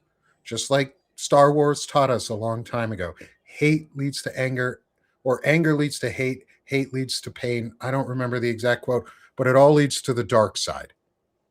And that's what they are. That anger, instead of letting it lead to pain and suffering, let it lead you to focused rage and righteous indignation. Let it lead you to act. Let it lead you to stand arm in arm with your neighbor. Let it lead you to call your representatives and your senators, both state and federal, to call your AGs if you are in a Democratic state. If you live in Minnesota, flood your AG's mailbox, flood your governor's mailbox, and say, thank you for standing up for the people of our state. If you are in a state where your governor is not doing enough and they are a Democrat, email them, call them, flood their email boxes, flood their phone boxes, and say, you're not doing enough. We cannot allow another Renee Nicole Good. We cannot allow another Alex Jeffrey Pretti. We cannot allow more of this to continue. And I keep seeing folks sending me videos and DMs and different links. Thank you. Thank you for continuing to help make this broadcast possible. Thank you for continuing to help spread the truth. Thank you for helping give information and give the truth to all of us.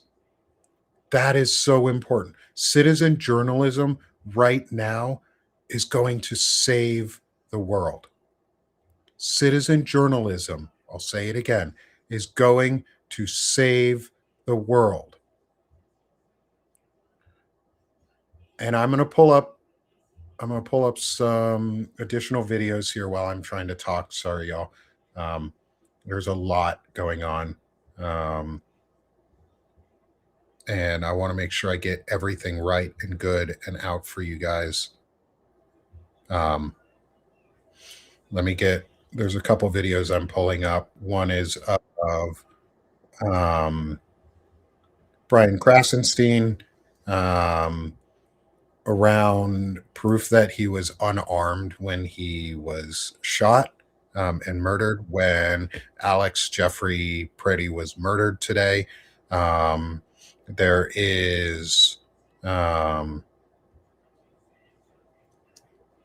are scenes that I want to put up, or images. I don't know if they are videos.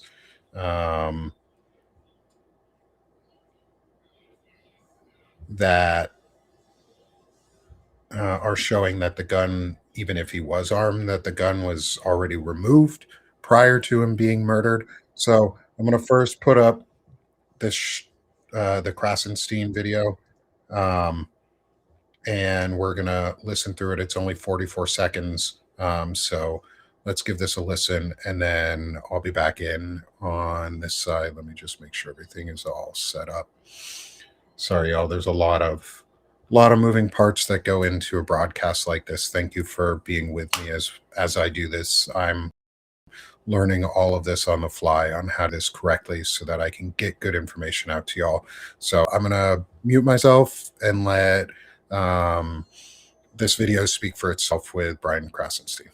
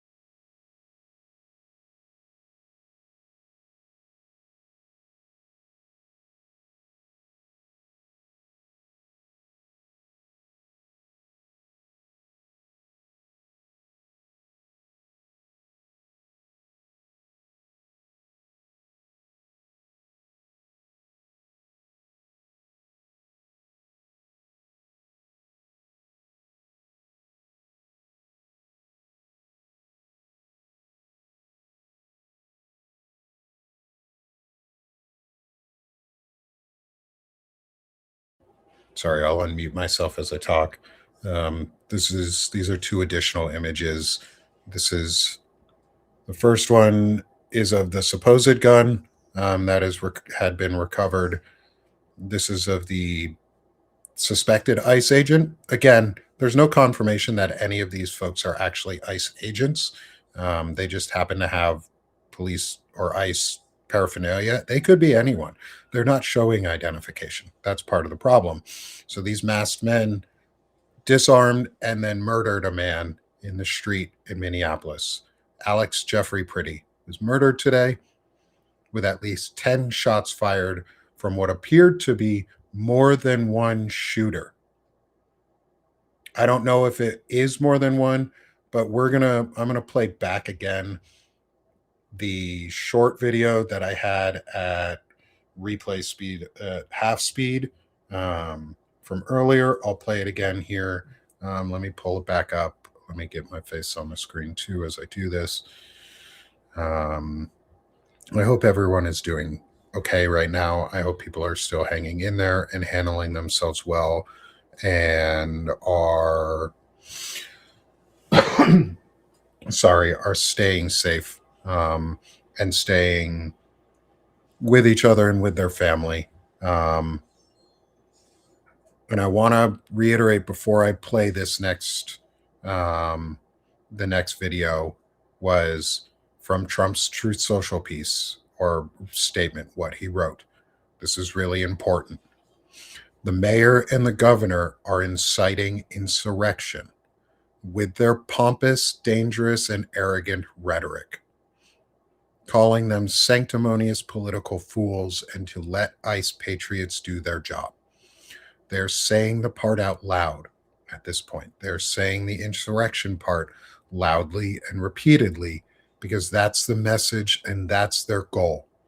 They need the Insurrection Act because that's the way they flood the streets with soldiers and then unfettered ICE, because the soldiers that they flood the streets with will protect the ICE agents and not the civilian population.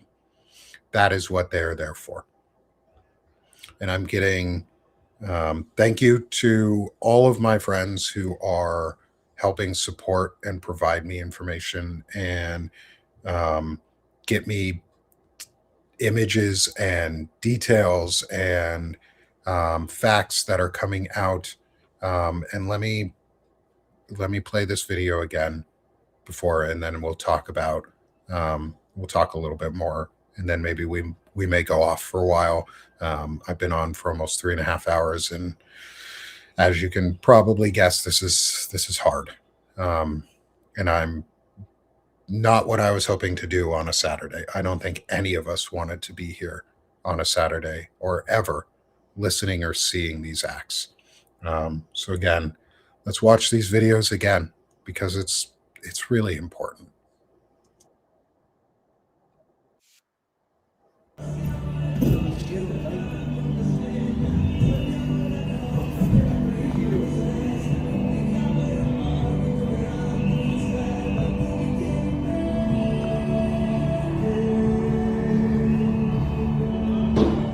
Holy shit! What the fuck? They killed him? Did they fucking kill that guy? Are you fucking... He was beyond dead when that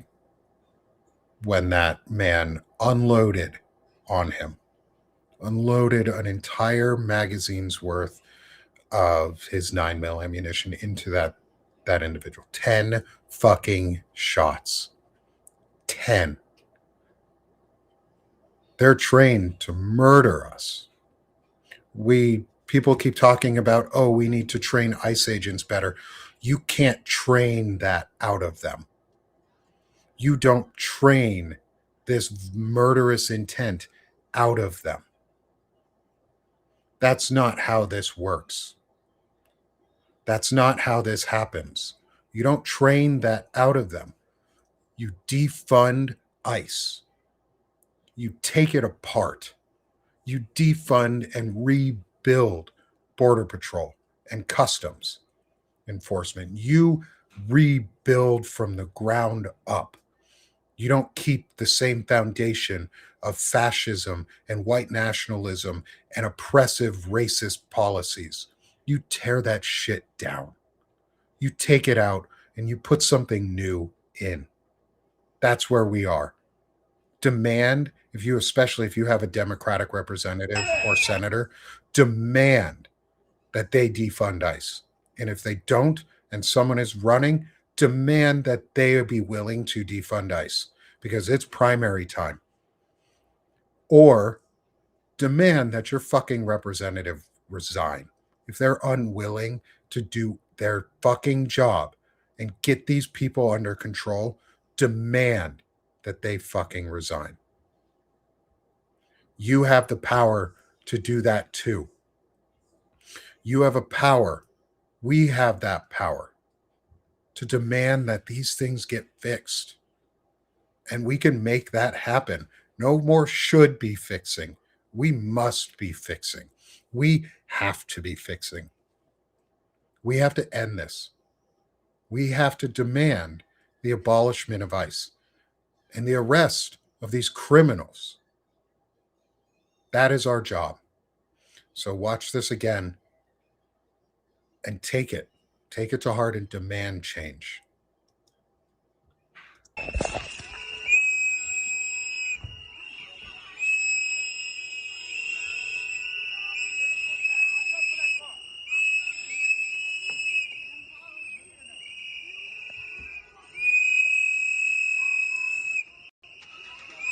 Go.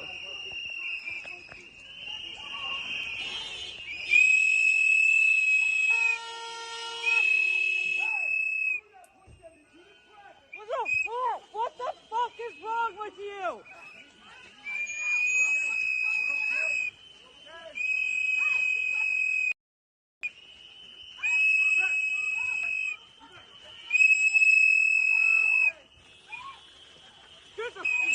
The fuck, people? The fuck is wrong with you? Honestly.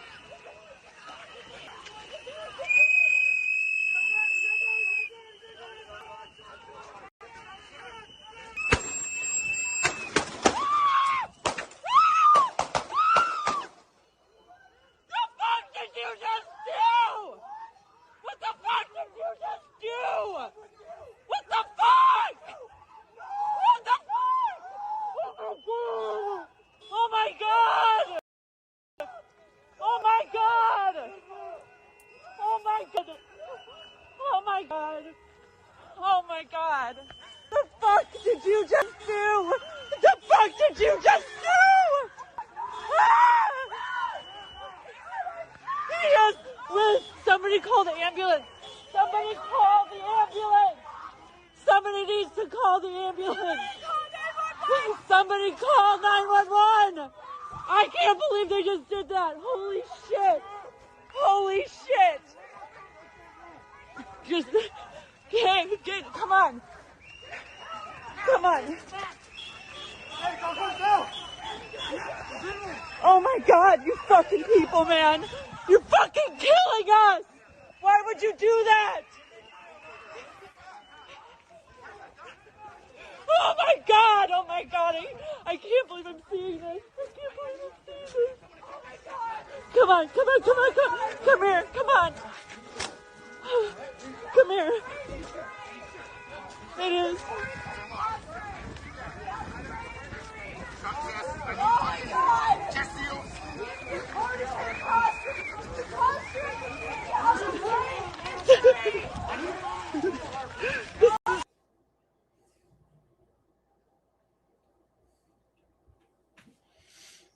And folks, take that to heart.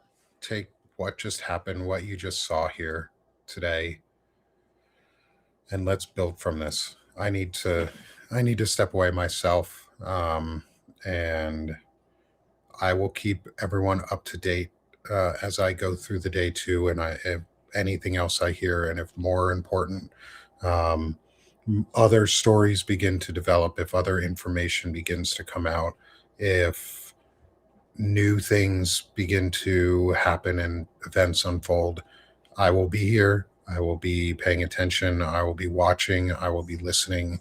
I will be taking questions. So please continue to submit anything you see or hear throughout the day. If you hear anything that is verifiable, we don't want to be spreading false information. We cannot be spreading lies. Lies travel really fast. The truth has to travel faster this time. So before we close out today, let's talk about the truth. Alex Pretti, the man killed by federal agents today in Minneapolis, appears to have been a registered nurse, an athlete, a son, and a brother with ties to Colorado and Wisconsin. A 37-year-old registered nurse, Alex Jeffrey Pretti, a white American citizen and a resident of Minneapolis, was murdered today. 10 shots. Those 10 shots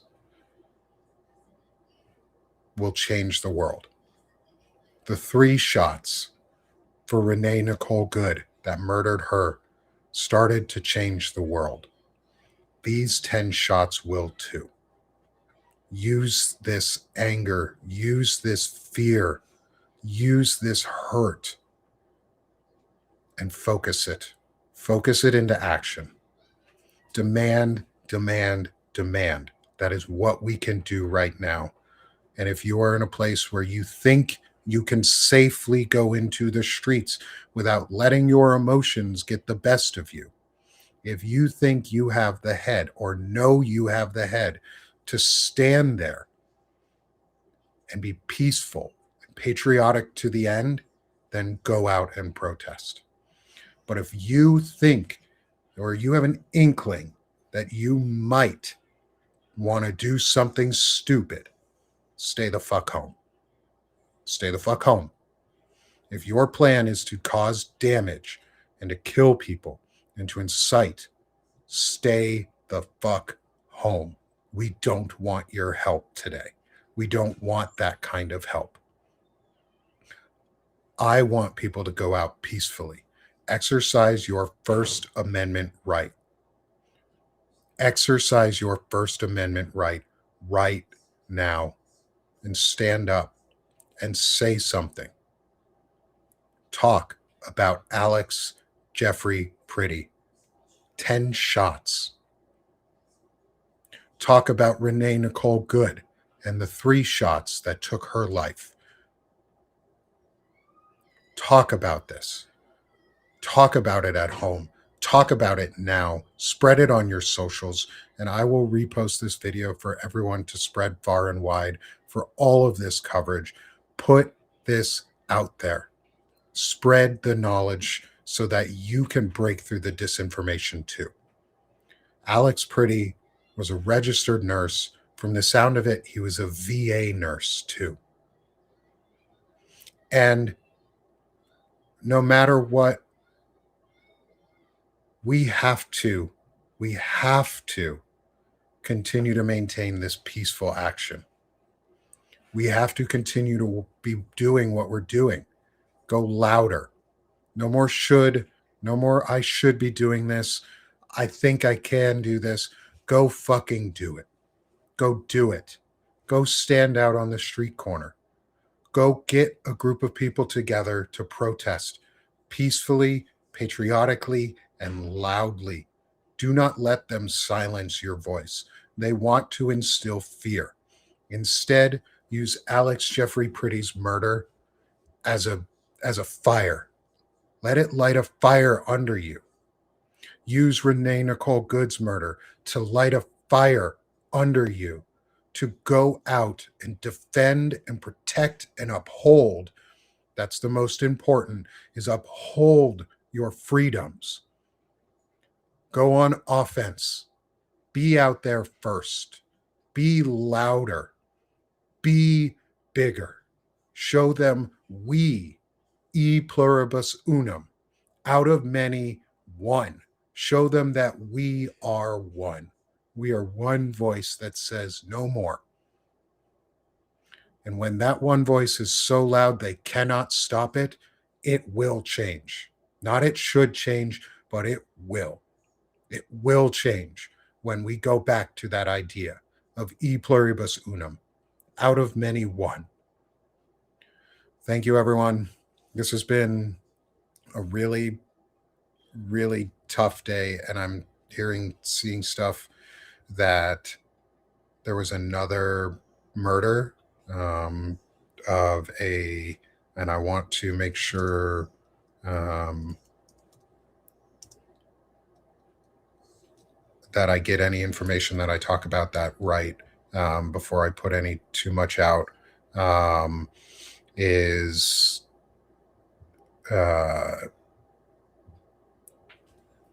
Yeah. Oh, that was from an earlier event. Is Keith Porter is from New Year's Eve, killed by an off-duty ICE agent.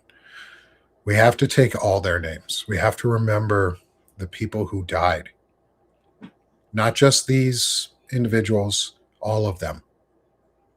All of those who are left suffering right now, who have been taken, who have been used, a child used to entrap their parents and family. Take that rage and focus it into action.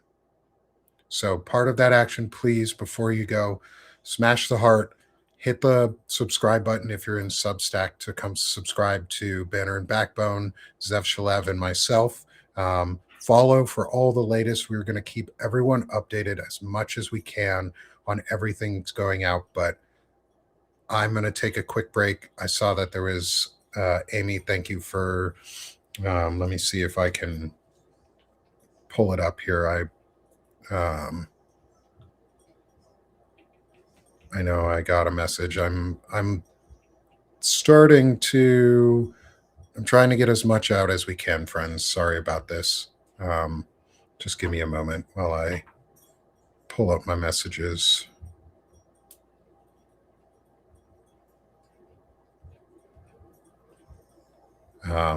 It doesn't look like I can, I'll have to search for it, Amy. Thank you for sending it. I will I will look for it and get it up.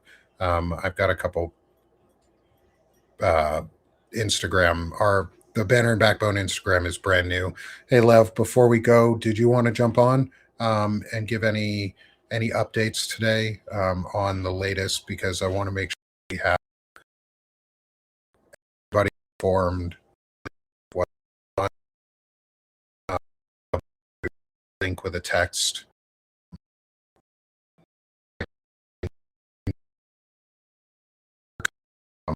Make sure that everyone has all the latest from the inside and from your information, and what we should be prepared for over the coming hours and days, because it's going to be a busy few days. And I think people need the reassurance that right now we're doing the right thing. We're responding in the right ways. So that's really important, is to continue to respond in these ways, and to continue to defend our freedoms, and defend our rights and our Constitution and our ability to just live in a free society. So just give me one sec. Oh, we've also got God here now in the chat. So for anyone who's in the chat on Substack, please subscribe to both Lev Parnas and God. They are both valuable members of the community who are adding a lot of really good content and information. Okay, I found the video, Amy, that you had sent, so let me pull it up so that everybody can see it. Let's see if I can get it to full screen. I'm not as used to Instagram, so just give me a second, folks. I'm going to share this tab. And if I stay here for a little while longer, that's fine too. Like, I'm in no hurry at the moment. A break will come, but I want to make sure everybody is kept up to date really on what's important and what's going on, because that's more important than me taking a break at the moment. So let's get this video queued up here. Ooh, that looks better. I think this right here is the most damning piece of evidence, because this... Sorry, folks. I think this right here is the most damning piece of evidence, because this... Sorry, folks. Sorry, Amy. I do not mean to out you. I'm going to stop sharing for a second.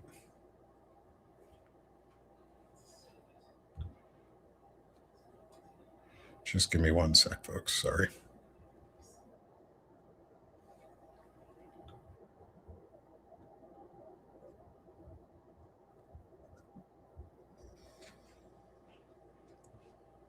Okay. Sorry, friends. This is just new for me for all of this. Okay. We're going to share this screen.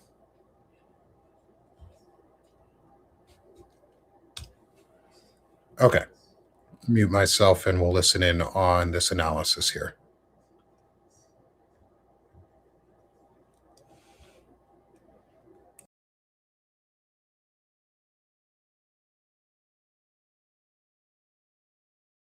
The most damning piece of evidence, because this guy in the gray jacket, he enters the scuffle, both of his hands are free. He leaves that scuffle with a pistol in hand. This agent in the gray, he enters the scuffle, both of his hands are free. He's never seen reaching for anything in his waistband. The video's too grainy to be definitive, but it looks to me like he reaches to the victim's back, so he might have a concealed carry weapon.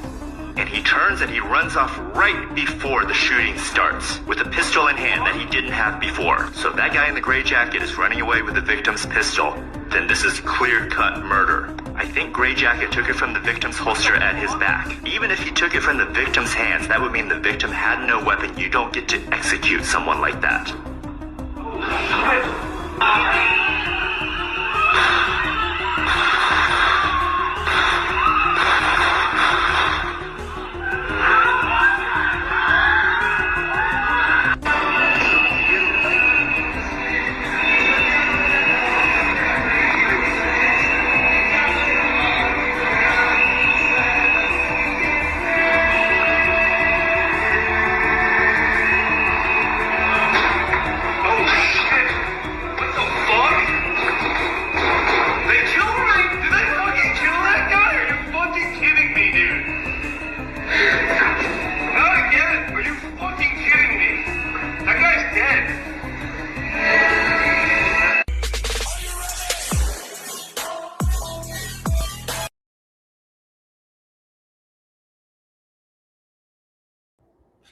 And just give me one more second, folks.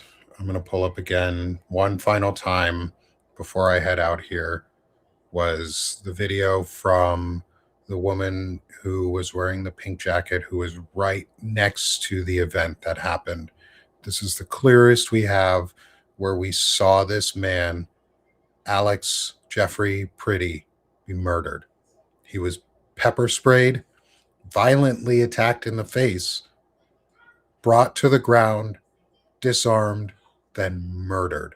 10 shots rang out today. 10 shots.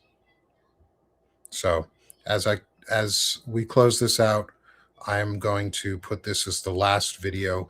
Let this fuel you to action. Let this fuel you to call your representatives, state, local, federal, any of them, to call your senators, to call your governors, to call your attorney generals, to do all of the necessary things. So thank you, everyone.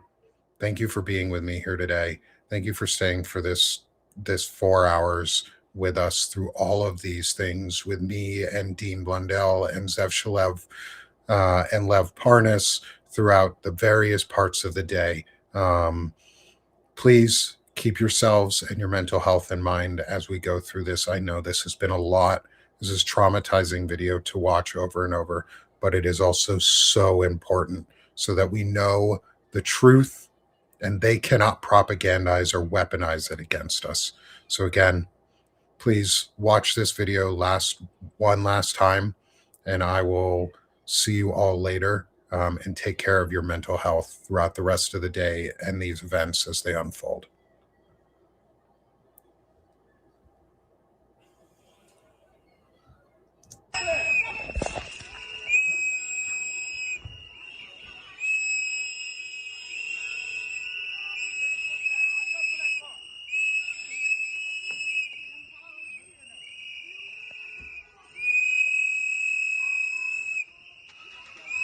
Go.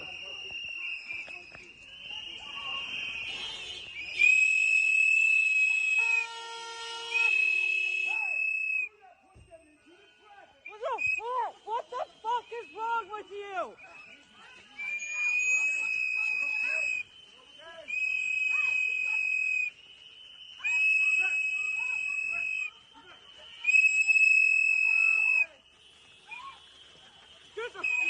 The fuck, people? The fuck is wrong with you? Honestly.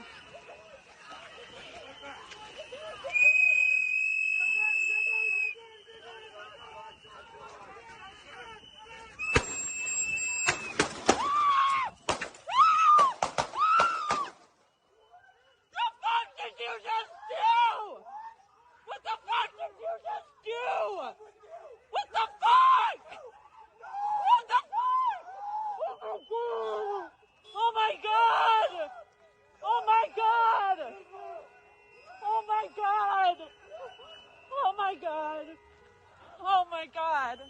The fuck did you just do? The fuck did you just do?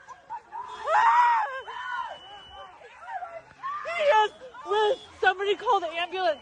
Somebody call the ambulance! Somebody needs to call the ambulance! Somebody call 911! I can't believe they just did that! Holy shit! Holy shit! Just get, come on! Come on! Oh my god, you fucking people, man! You're fucking killing us! Why would you do that? Oh my god! Oh my god! I can't believe I'm seeing this! I can't believe I'm seeing this! Oh my god! Come on! Come on! Come on! Come here! Come on! Come here! It is.